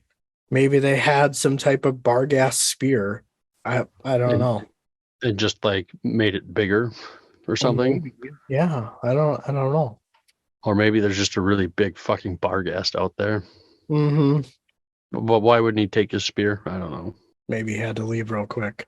Yeah, I guess I don't know. I think it's interesting that all this seemed to. I'm assuming that this all happened before the ship got sucked up into the Mad Mage's Warren, because it wouldn't make sense anyway else, if that makes. I don't know. Or maybe the Mad Mage is the one that killed the Tistiudur and sailed too close to the Otatero coast and then went mad. I have no idea, man. It's as good a guess as any. But yeah, it just so cool. Just fucking love this section. I want to talk about it more, but I don't have anything else to talk about outside of just the sheer awe and epic scale that this section had. Yeah, it's been one of the coolest parts so far. Yeah. I know that you had a comment about Opon, right? Yeah, where Heberick said, it was only chance that he stuck the hand in that he did in the storm. He could have just as well been the other one. And just like that little thing, like chance. I guess I don't know why Open would be influencing that, but it makes you wonder a little bit. Well, I mean, do you remember back when Iskarel Poost is talking to Kyriam and Mappo, and he explains like what he had read from the Deck of Dragons, and he did mention Opon. So possibly. Yeah. But again, I feel like he's relating the story of Ganoz. I feel like that particular Deck of Dragons was manipulation. It just seems like a long shot. Right. Yeah, I guess I don't have a ton more to talk about. I feel like we as readers during this section align with the characters because they're just as lost as we are. They can't make heads or tails of it either. Right. Yeah. Well, should we take on the last 2 sections here? Yeah, and that was your last section, so it was. Yeah. So I'll read the short little one, and then we'll get into what I would imagine is probably the most story-driven section in this chapter. Definitely. Malazan sat away from the others. The closest thing to her were the severed heads stacked on top of each other. They didn't bother her much, as their attention was on Gessler with the whistle around his neck. This seems to trigger a memory of the round in Unta and the priest of flies. Sorcery had been told to her in stories, but seeing it with her own eyes had left scars, a feeling of vulnerability in the face of something that was just beyond her control. That day in Unta had shifted her place in this world, and she had felt off balance ever since. She has a thought to herself about maybe it wasn't that. Maybe it was the people that sent her reeling. She looked over at the severed heads, staring blankly. Like hers, too much had been seen. If demons arose from the water, she would not be surprised. Just wonder why it had taken so long, and would it be swift in ending things swiftly. Truth came down from the rigging, landing fairly close to Malazan. Malazan couldn't help but notice how much younger he looked than her, even though Truth was a few years older. She has a conversation with him inside of her head. Truth noted her attention and gave her a shy smile. They have a quick conversation about the sorcerer in the sky. He ended up leaving the interaction by turning red and walking away. Bowden was behind her, told her that Truth was too good for her, and that's what makes her mean. She sneers back and tells Bowden to let her know when that hand rotting, or when that hand starts to rot, as she wants to be there when it's cut off. So she's again kind of having this inner monologue of thoughts, and a lot of it seems really positive, but on the other side, a lot of it seems really negative. Like when she's talking about what had left her unbalanced or made her feel unbalanced ever since Unta, and she thought that maybe it was the people that sent her reeling. And this is pretty much on her march through the galleys, the sea of faces, the storm of hate and mindless fury from those, I guess, trying to snap her neck, right? Malazan has a very deep thought here, and I think she recognizes her nobility and privilege here a little bit. This thought seems to have humbled her slightly. What she does with that, though, God only knows, right? It doesn't seem like she takes that into accountability because of the way that Bowden talks to her at the end of the section, if that makes sense. Yeah, I wonder if it'll just kind of be like a momentarily thing and she'll kind of forget about it. You know, this humbling moment. I definitely think that she's fighting with herself. She's fighting with the Malazan that she used to be and the Malazan that's coping.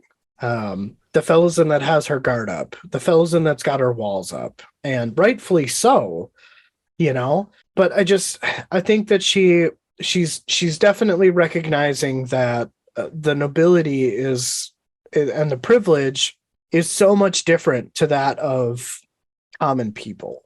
And common people hate that because the nobility have everything. And I think that she's kind of coming to terms with that, whereas before it probably didn't phase her too much. No, it probably didn't. I mean, why would it? Right. And then again, going from a little bit of humility, accountability, and maybe some humbleness, going from humble to suicidal ideation, right? Like she's pretty much wishing a demon would arise and just take everybody out, and why it had taken so long, you know? Yeah, I don't want to say it's like a funny thing, but it's, yeah, I mean, like you said, she's just all over the place. And then to take it one step further, you know, I really like how the author is giving us, the reader, what's going on inside her mind. Like she's all over the place, from humble to suicidal to reflective. And I think the biggest piece out of her internal dialogue toward Truth is that what started out as vulnerability was soon walled off to anything real or anything that mattered. And I think that this line is what's causing her to be so ruthless towards Heberick and Bowden. she hasn't processed what caused her to harden up in the first place and turn toward her coping mechanism. So I think that essentially what I'm trying to say here is that she's walled herself off from anything, any feeling of real or genuine. Like Bowden, maybe a little bit sketchy in his actions, but I don't think that he's being dishonest with her. He's being 100% direct and truthful with her. But as we've mentioned, she just doesn't want to hear it because she's still coping. She hasn't allowed these walls to come down and allow reality to come back in. Kind of wonder if we'll ever get to see that side of her. Right. I guess granted, in Gardens of the Moon, we get one interaction with Malazan, and that's at almost the very beginning of the book. But I just imagined her as like a happy-go-lucky, spunky, middle-aged child, or younger child. I mean, she probably was until she was in chains on the street. Right. And I think that she's just, all of this has to be taken into account when it comes to Malazan. It's just so quick, so fast. Just the stark turn of reality and how she's dealing with it. Even though she's no longer in the life of nobility, there are still good people out there. Gessler and his crew could have totally taken advantage of her, but they knew that there was a hidden motive there because she wants to use them instead of Bowden and Hebrick to get revenge. Right. Yeah. They saw through it. But they could have easily just, not done what she wanted them to do and take advantage of her. Right. So I think that I'm trying to tie a way into Beneth into this, but I got nothing. Like I don't got anything. Advances were beneath them. Oh. Yeah. That's a pretty good one. Yeah, I'll take it. Nice. You get a gold star. Yay! Yay! There you go. But yeah, those were the only thoughts that I had about that very, very quick, small section. Well, ready to take it home here with this. This one is, yeah, I would have struggled a lot with this, so I'm glad we worked things out here where you you took it, because you've done a good job with this storyline so far. Thank you. I did my best to try to make sense of it, but I guess we'll see if I accomplish that or not. So I have full confidence in you. All right, audience, grab your popcorn one last time. Grab your pajamas. Grab your little snuggle bunnies, and here we go. Fiddler awoke with the bristles of a broom brushing over his face. When his eyes opened, the broom withdrew, and Iscarol Poost was staring down at him. With distaste, he tells Fiddler that there are spiders in his beard, and even though he cannot see them, the priest knows that they are there. Fiddler takes a breath, wincing at the pain from his broken ribs. He tells Poost to get the fuck away. Poost replies that he cannot, as escape is impossible. Bargains were sealed, arrangements made. The deck speaks plain in this: a life given for a life taken, and more besides. Fid exclaims that Iscarel is Dal Haniz, and asks where the fuck he is. With a giggle, Poost tells Fid that he's in shadow. Mappo cuts in from behind Poost, telling the high priest to stop torturing the man. The high priest retorts that it's a matter of justice, and your companion kneels before the altar, does he not? These details are vital for understanding. Poost allows Mappo through, and Fiddler sees him. He tells Mappo that his memory returns. Fiddler asks where Mappo's companion was. Mappo explains that the Jag Hut was entertaining Fiddler's companions. After hearing Akarium's name, Fiddler was able to put together that it was Mappo he was talking to. Mappo asks if Fiddler is thirsty and hungry. Fiddler says that he is, and also asks where he was. Mappo explains that they are in a temple carved into a cliff, and that they are guests to a high priest of shadow. Poost sticks his head in the chamber and asks if his name was being soiled. Fiddler explains that he was not, and just like that, Poost was out of sight. Taking his broom with him, Mappo gets up and strolls around. Fiddler wanted to ask Mappo about the damage he'd taken, but decided he didn't really want to know. The sapper asks Mappo who the high priest was.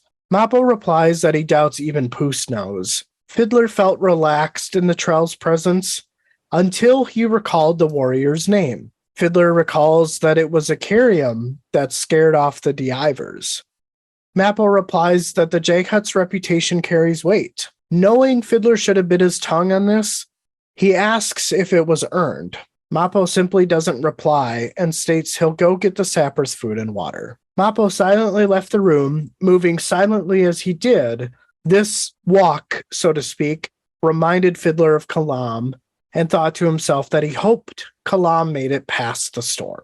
Iskaril Poost strolled into the chamber. He asks the sapper, why is he here? Do you even know why? You don't, but I'll tell you. Poost gets awkwardly close. Poost laughs at Fiddler's facial expression, spins around the room, and stops in front of the sapper. The rumor of a path, a way home? Fiddler had had enough and grabbed the high priest's cloak and shook him. Poost starts talking to himself about manners and etiquette, ending his rant by saying that soldiers were crude, thick, and distempered. Poost then asks Fiddler if he knows the chain of dogs. Surprised by this question, all he could say was, what? Poost rambles on that it has begun, but it is not known. The chain of dogs. Soldiers have no imagination, so they are capable of surprises. And there are some things the whirlwind cannot sweep away. Mappo has a tray with food and drink on it. He asks the high priest if he is harassing the guest again. Poost responds with, Shadowborn prophecies. He rambles on about a river of blood, spiders, and some type of ripple effect, and then scurries out of the chamber. Mappo watched as he left. Fiddler, with a questioning tone, asks Mappo, should I pay him heed? Mappo turns to him and tells Fiddler that he should absolutely pay that man with every heed. Fiddler explains that he revealed Tremolor. Mappo chimes in and tells Fiddler that Poost knows more than the sapper's companions do. You seek the fabled Deadhouse out in the desert. Fiddler thinks to himself, yes, and the gate that Quickbend swears it holds. Fiddler asks Mappo what has brought him to Raraku. Mappo replies that he follows Icarium on a search that is never-ending. Fid follows up by asking if Mappo has devoted his life to help Icarium's search. Mappo says no. He seeks to keep it endless. Mappo tells Fiddler to eat, as he's been unconscious for days. His friends are eager to speak with him. Fiddler says yeah, and that he should probably answer those questions. Mappo smiles and tells him that once he's healed up a bit, we can start our journey to find Tremorlore. Fiddler is speculative, as he doesn't think there is healing to be had, as he can no longer feel his leg. Mappo admits that he has some experience in healing, and explains that this temple they are in, the nuns had left quite a bit of elixirs. Mappo explains that Iskaril Poost even seems to show some talent for healing, but to be wary because often confuses elixirs with poisons. Fid again seems to be speculative. On Mappo's comment about Poost being a healer, Mappo shrugs and explains that the art of assassination requires the understanding of healing. They are on both sides of a coin. Mappo explains that Fiddler owes Iskaril Poost his life. The high priest had repaired Fiddler's ankle and drained his lung of fluid. Fiddler explains that this was precisely his point, as now Poost or even Shadowthrone holds a string over Fiddler. Fiddler heard the voices at the doorway, and Apslar entered with Crocus rushing past to sit beside his bed. Crocus tells Fiddler that they have to get out of here. Fiddler asks, whoa, what's going on? Crocus explains that they are in the company of Shadowthrone. What's stopping them from possessing Apslar again? Icarium's voice, while leaning against the doorway, said they only needed to ask the Shadowthrone servant.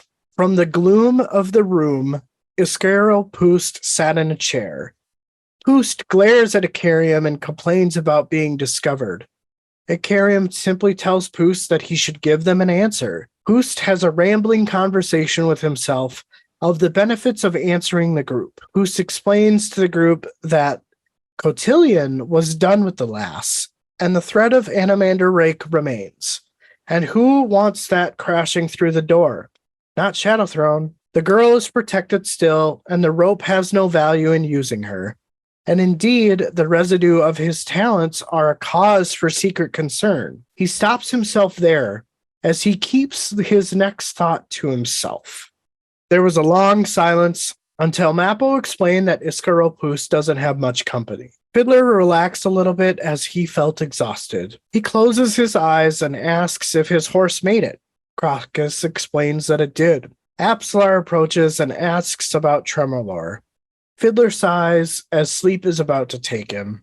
He opens his eyes and explains that Quick Ben's knowledge of the Holy Desert is vast. There are roads that vanish, but if the wind is right, they'll be unveiled. Like the ones they were on, those roads lead to Tremorlor, which a house of the Azath, like the one that grew in the garden in Jerujistan, sits. Such buildings do exist, or at least rumored to exist.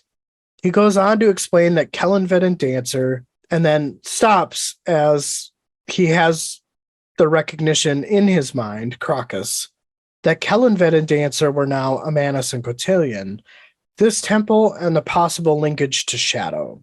Fiddler shoots Iskaropus a glare, who grins and picks up the story where Fiddler left off. The legend goes that Kellanvedant Dancer once occupied one such a house in Malaz City. Icarium interrupts and starts saying, Deadhouse, and that the legend was true. Fiddler agrees to what Icarium is saying and tells them that it's Quick Ben's belief that such houses are linked via gates of some sort, and that travel between them is possible. Icarium enters the room with haste and explains that he's never heard of a Quick Ben, and how does he possess so much knowledge of the Azath? All Fiddler could say is that Quick Ben was a squad mage. He didn't elaborate further. Icarium asks why he would put all his faith in the opinions of a squad mage. Crocus spoke at this point and just reaffirms the goal in finding this house of the Azath. Fiddler takes over as Crocus stumbles on a comprehension.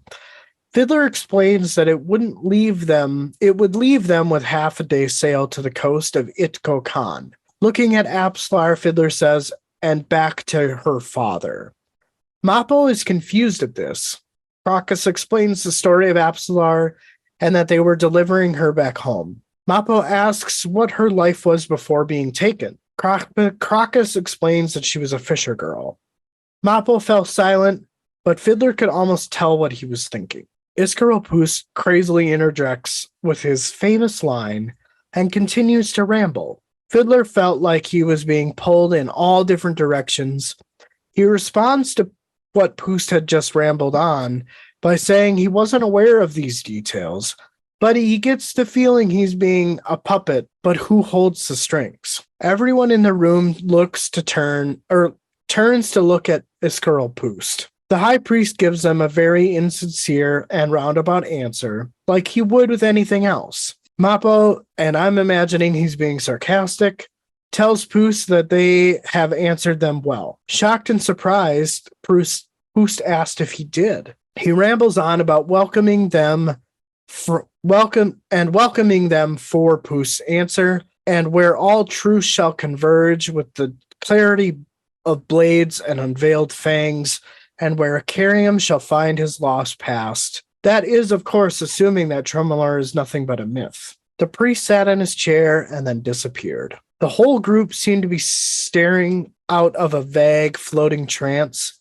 Fiddler realized what it was and asked if there can be magic in mere words. Icarium responded by answering that magic power enough to drive gods to their knees. Crocus muttered that they all need to get the fuck out of here, to which everyone agreed. Oh. That was meaty. Yeah, it was. Basically, the three things that I'm taking away from this section: the chain of dogs, Tremorlor, and the house of the Azath, essentially. Yeah, I would agree with those three things. I don't really know exactly what the chain of dogs is yet, but I know that's the title of the next sub-book. Right. Yeah, I know that is exactly right.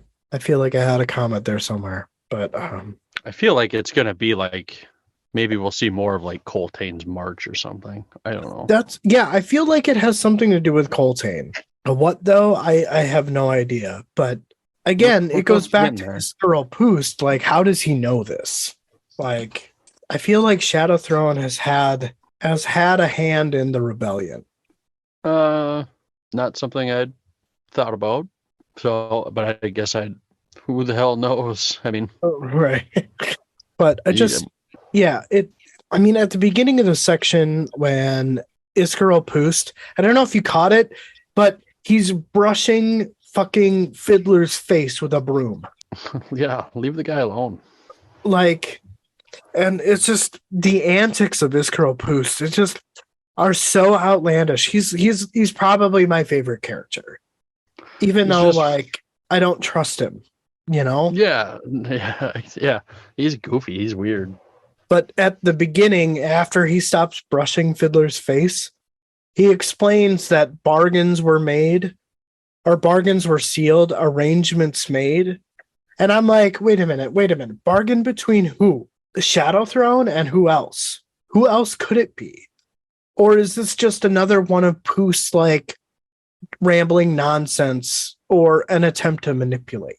I don't know. I mean, it could be, it could be any one of them. But maybe it's a bargain between the rebellion and Shadow Throne. Yeah, could be. I don't know. I don't know. I don't feel like I'm qualified to comment on that. No, it's fine. It's just I didn't. I'm in the same boat as you. The same headless boat as you. Bada bing. That was good. Yeah, I guess just there's so much in what Iskarel Poost says. Like, after Mappo tells him to stop torturing Fiddler, Iskarel Poost is like, this is a matter of justice, and your companion kneels before the altar. Like, I feel like the justice thing has something to do with Mappo and the Nameless Ones choosing him to attend to Icarium, right? Like, I feel like we both agree that that is Mappo's burden. Yeah, I feel like that seems to be cleared up. Yeah. Like your theory on that, I think is correct. But so if we're going along with that, whether that's true or not, I guess time will only tell. But I feel like the justice part about some of Iskarel Poost's earlier ramblings, and then he follows that up with, well, it's a matter of justice, and your companion, which I'm assuming he's referring to as, Icarium, kneels before the altar. So which altar? They're in a Shadow Throne. I can't tell if Iskarel Poost is meant to be so vague, or if it's just, again, his way of manipulating, or is there actual truth in what he's saying? And like, thinking about it, Icarium and Mappo would have been around during Kellanvet and Dancer's reign. So is it possible that they've worked together before? And maybe they know that they have ascended. It certainly could be. Or is it just I mean, Iskarel Poost trying to manipulate them into doing Shadow Throne's deeds? I don't know. I don't have. This girl is so freaking crazy. Like there's no way to know what's. I feel like what's what with him. I mean, it could be just absolute nonsense, and at the same time, there could be a lot of truth in it too. Right. And also something that maybe minorly supports our theory about about Mappo's duty or burden to Icarium is that when Fiddler is like first recognizing who Mappo is, he has a thought that Mappo was a name chained to another. And I feel like that is a small clue towards the Nameless Ones and Icarium, and enough rumors to fill a tome if they were true. So I get the impression that Mappo and Icarium may have a pretty violent past, or just not even violence, but just a reputable history. I mean, we see that they're both effective in combat, so I'm sure there could definitely be some violence in their past. And it's just, if they're so recognizable based on the things that they've done, yeah, I guess I would be just as surprised as Fiddler was. Yeah. I I don't know how Fiddler's like just taking all this in and staying calm, and because it's a lot kind of being thrown out. So just that he's just kind of sitting there, and I mean, I'd kind of be freaking out a little bit, I feel like. Yeah, right. And I mean, he's obviously in a lot of pain too. So I'm assuming he's probably just trying not to like overexert himself and stay within his body's means. Right. Yeah, that's a good point. Not that your point isn't valid either. Um and then again, when Mappo leaves to go get Fiddler some food and water, Iskarel Poost takes advantage of the situation and, strolls back in all goofily back into the chamber. And, they start talking about Tremolor. Poost goes on to explain that the rumor of it is small, as in barely anyone has heard of it. Like, this is the interpretation that I seem to have about what he's saying. Granted, he's doing it a lot more elaborately than I summarized it. But I feel like with a rumor that is supposed to be so small that barely anybody has heard about it, has to be true. You know what I mean? It's kind of like the whole Reyes thing. Like everybody surrounded Jerujistan on a rumor only to be unsuccessful and then eventually gave up. But very few people knew about it nowadays because it had been long and forgotten. So yeah, I just think that I believe that the House of the Azath is there. But I think so too. I mean, they're putting a lot of attention to it in the story, so I think it's going to be there too. Right. But I think it's funny, all of the surrounding information that you get about it, and that apparently it's just a very small rumor. Like not very many people have heard about it. So yeah. And then this is what I was going to talk about with the chain of dogs is when Mappo comes back in and asks if Iskarel Poost is harassing Fiddler again, Poost just responds, all willy-nilly like Shadowborn prophecies. And I feel like, and I'm guessing this is maybe referring to the chain of dogs. And is this a prophecy that didn't exist until Kellanvet and Dancer became Shadow Throne? Which I know we've heard from people we've spoken to, as well as knowing it's the next subbook. I feel like it has something to do with Coltane, but up to this point, it's pretty vague. So, yeah. I 100% agree. I don't know. I feel like it's going to be, I mean, we've seen bits and pieces of his fight, his run forward here, whatever you want to call it, his strategic retreat, his advance backwards. Right. Maybe we'll just see a lot more of that here. Yeah. Yeah. I feel like it's a new thing. It's a new prophecy because Shadow Throne is fairly newer compared to the others, right? So those two have to tie in together. I guess I'm not sure how I feel on that. What's your hesitation? I don't know. I really don't know what my hesitation is. Just, I don't know. I can't put it into words. Sorry. No, no worries. Like, I'm not trying to like disagree with you for the sake of disagreeing with you. And I'm not disagreeing with you. It's one of those deals where I guess I'm really not sure.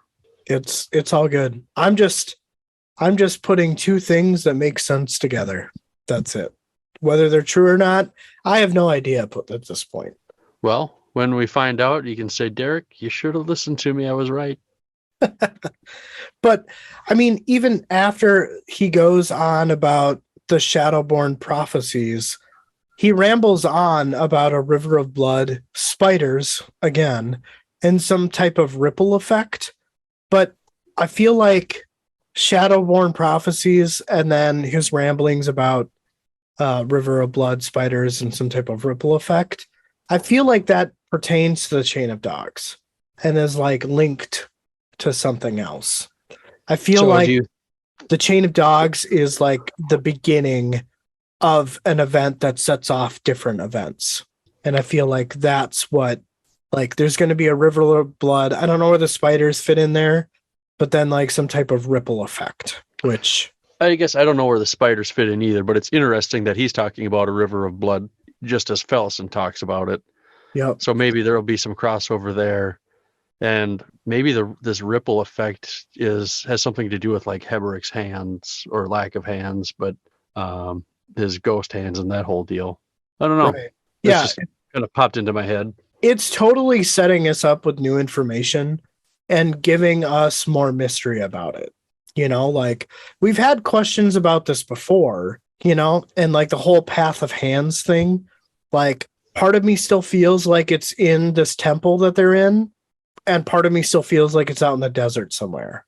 I guess I lean more towards the desert, I guess. But didn't we have a section that we summarized where Icarium and Amapo found it?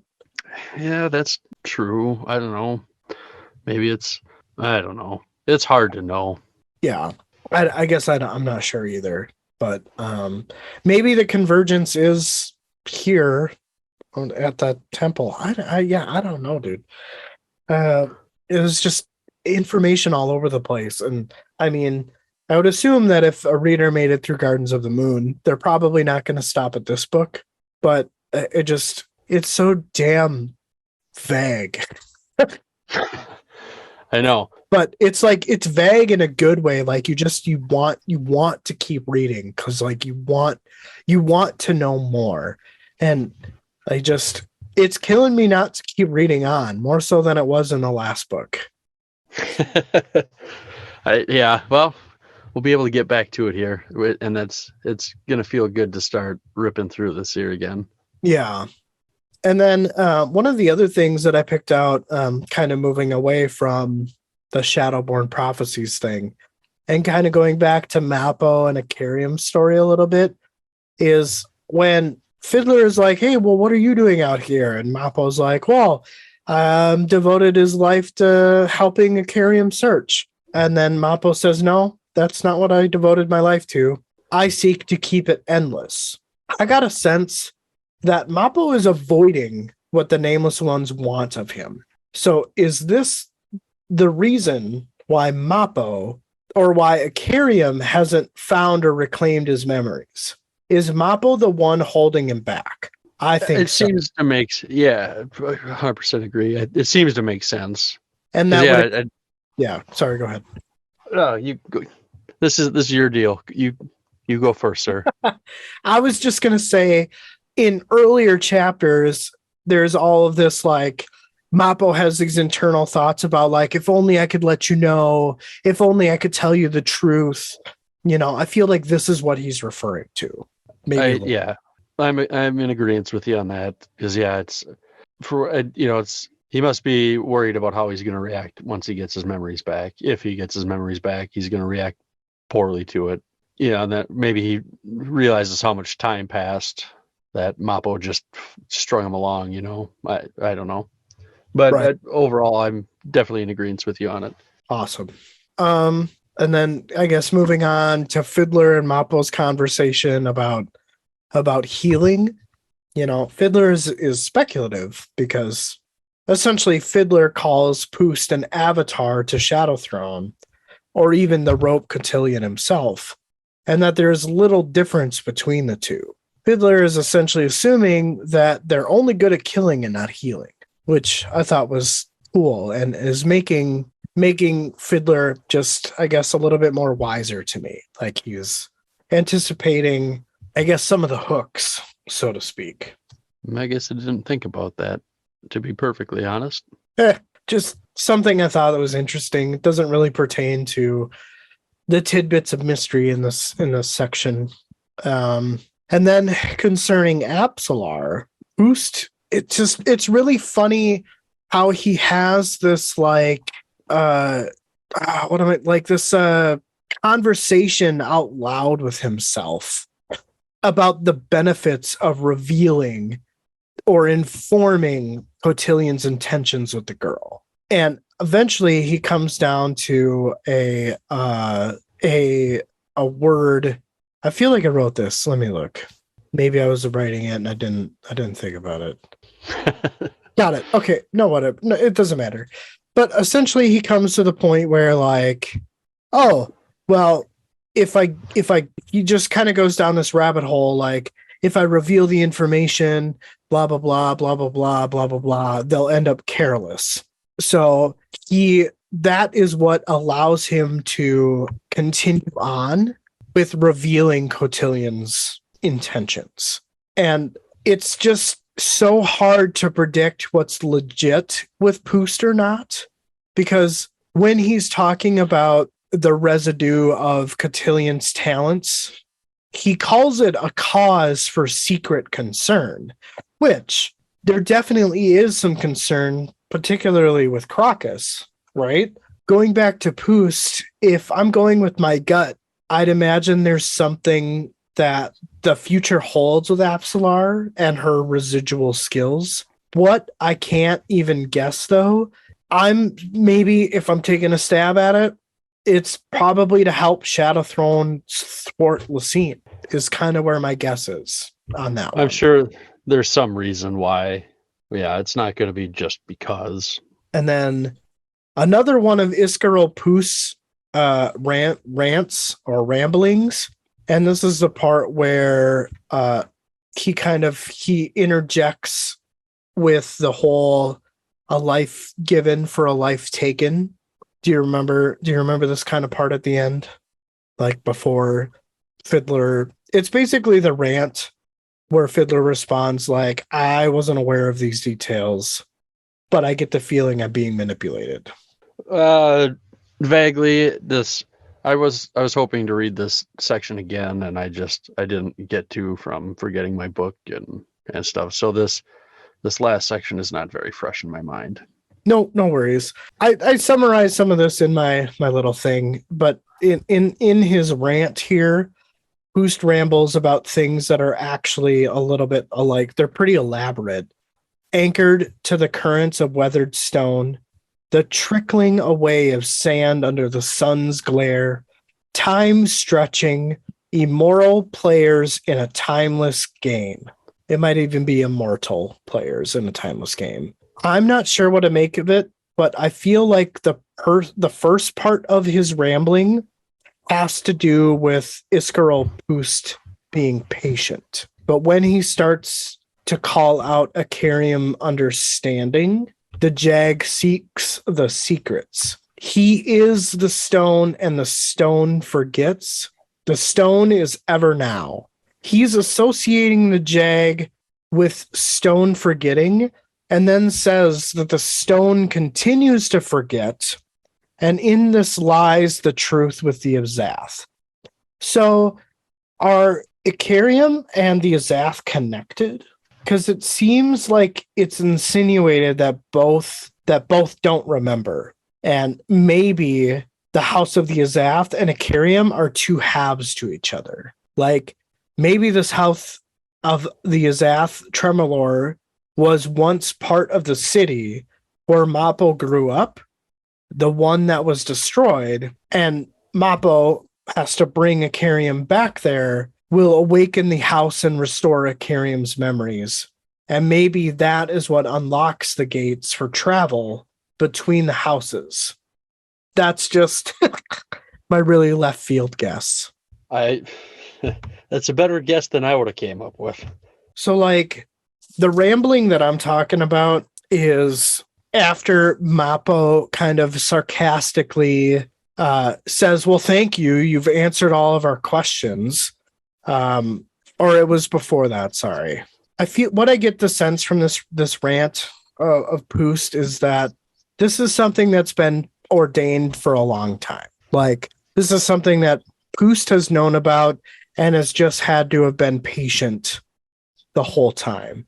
And I think that what he's doing is he's associating or makes a very elaborate way of demonstrating patience, right? Like anchored to the currents of weathered stone, the trickling away of sand under the sun's glare, right? Like how much patience does the sun have to trickle away sand, right? A lot. A lot. Right. Or anchoring oneself to weathered stone. you have to be patient. So I think that like that part of that rant is him just explaining how patient he's been. But then he kind of goes on to talk about, Icarium seeking out secrets. And then in this weird way, he makes a comparison between the House of the Azath and then the stone that is the secrets. So I'm just spitballing as to what it could potentially be. This is why I wanted you to do this section. But and even in another rant of Iskarol Poost, and this is the one where I got confused. After Mappo had been sarcastic about like, well, thanks for answering us, and Poost is like, oh, I did? Oh, well, cool. You're totally welcome for that answer. And then he pretty much is just like, well, I'll let Servant know, and he can prepare your party. A journey to the fabled Tremolor, where all truth shall converge with the clarity of blades and unveiled fangs. Like, I feel like Iskarol Poost is kind of being a dick here, but the beauty of his character as a reader is you can't really tell if what he's saying is true or not. This kind of lays out the theory I had before even reading this section or even this like little rant, but is one of those things that is too it's just too easily spelled out. Or is this meant to deceive the reader? Because like basically Poost is telling us where all truths shall converge with clarity of blades and unveiled fangs. Like that to me is Icarium and Mappo and whoever else battling Divers. And where Icarium shall find his lost past. That is, of course, assuming that Tremolor is nothing but a myth. So that's a very good point. And maybe if you wanted to, I'll just read everything that he says here because a journey to fabled Tremolor where all truth shall converge with the clarity of unsheathed blades and unveiled fangs, where Icarium shall find his lost past, the once possessed fisher girl shall find what she does not yet know she seeks, where the lad shall find the price of becoming a man, or perhaps not, where the hapless Trell shall do whatever he must, and where a weary sapper shall at least receive his emperor's blessing. Oh yes, unless, of course, he added, one finger to his lips, Tremolor is not but a myth, and these quests nothing but hollow artifice. So, is the author spelling out what's going to happen, or does that seem too easy to you? I feel like it's kind of one of those things where like it could go either way. Is it like, I don't know that this will be like perfect, but like is it a thing where like you have to like believe in it enough for it to be there? I don't know.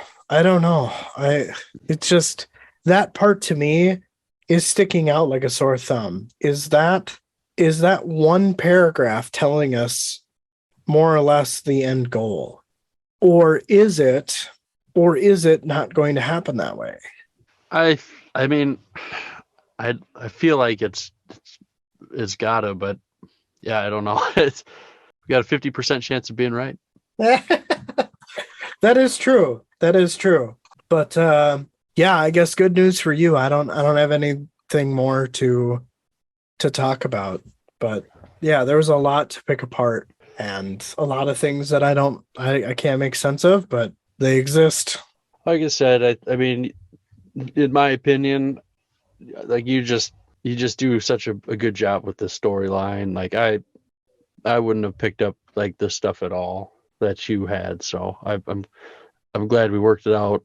But that's kind of the beauty of things here. Like we can do whatever the hell we want. So exactly. There's no rules that we have to follow. I mean, I appreciate that. I'm almost too modest for my own good, but I'll take the compliment. Hey, you deserve it. Like I love listening to you talk about it. So it's I wouldn't have done it justice anywhere near to where you're at with it. So well, thank you, sir. I tried. You're welcome. Hopefully, it makes sense to our viewers. You did a great job. Even if we were wrong on everything, it still sounded good. So cool. And I mean, honestly, I love being wrong. I mean, like I said, I've gone back and listened to a fair amount of our Gardens of the Moon episodes, and I'm like, oh my God, Justin, you fucking suck. So, Hey, man, it's just for fun, right? Like, right. we're reading things. We're going to have our own take on it, our interpretation of what we think is going on. So, Exactly. But yeah, great chapter. I'm really excited to move on, which is probably what I'll do probably after supper here. So, yeah. there you go. But Well, I yeah, guess great we'll episode. wrap this up here, huh? Yeah. Yes, I agree. Great episode, great chapter, and I hope that the next one is good too. They've all been good, so it's hard to be let down with anything so far in this book. Yeah, absolutely.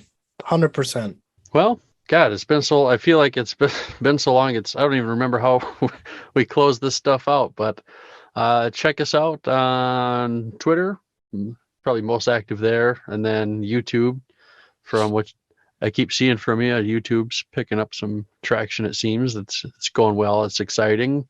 Check out our Patreon if you like the things we're doing. We definitely appreciate that, and the support that we have. We're going to keep doing this. So, I mean, yeah, it's just, we both enjoy it. I guess, not speaking for you, but I don't think you're going to do this if you're not having a good time. So, I don't know, Derek. I think we need to talk. are you're just doing it for the punishment? Yeah, or I might see it through to the pie and then I'll bounce.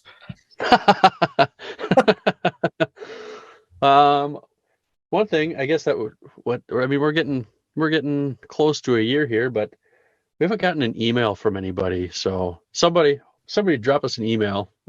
D and J.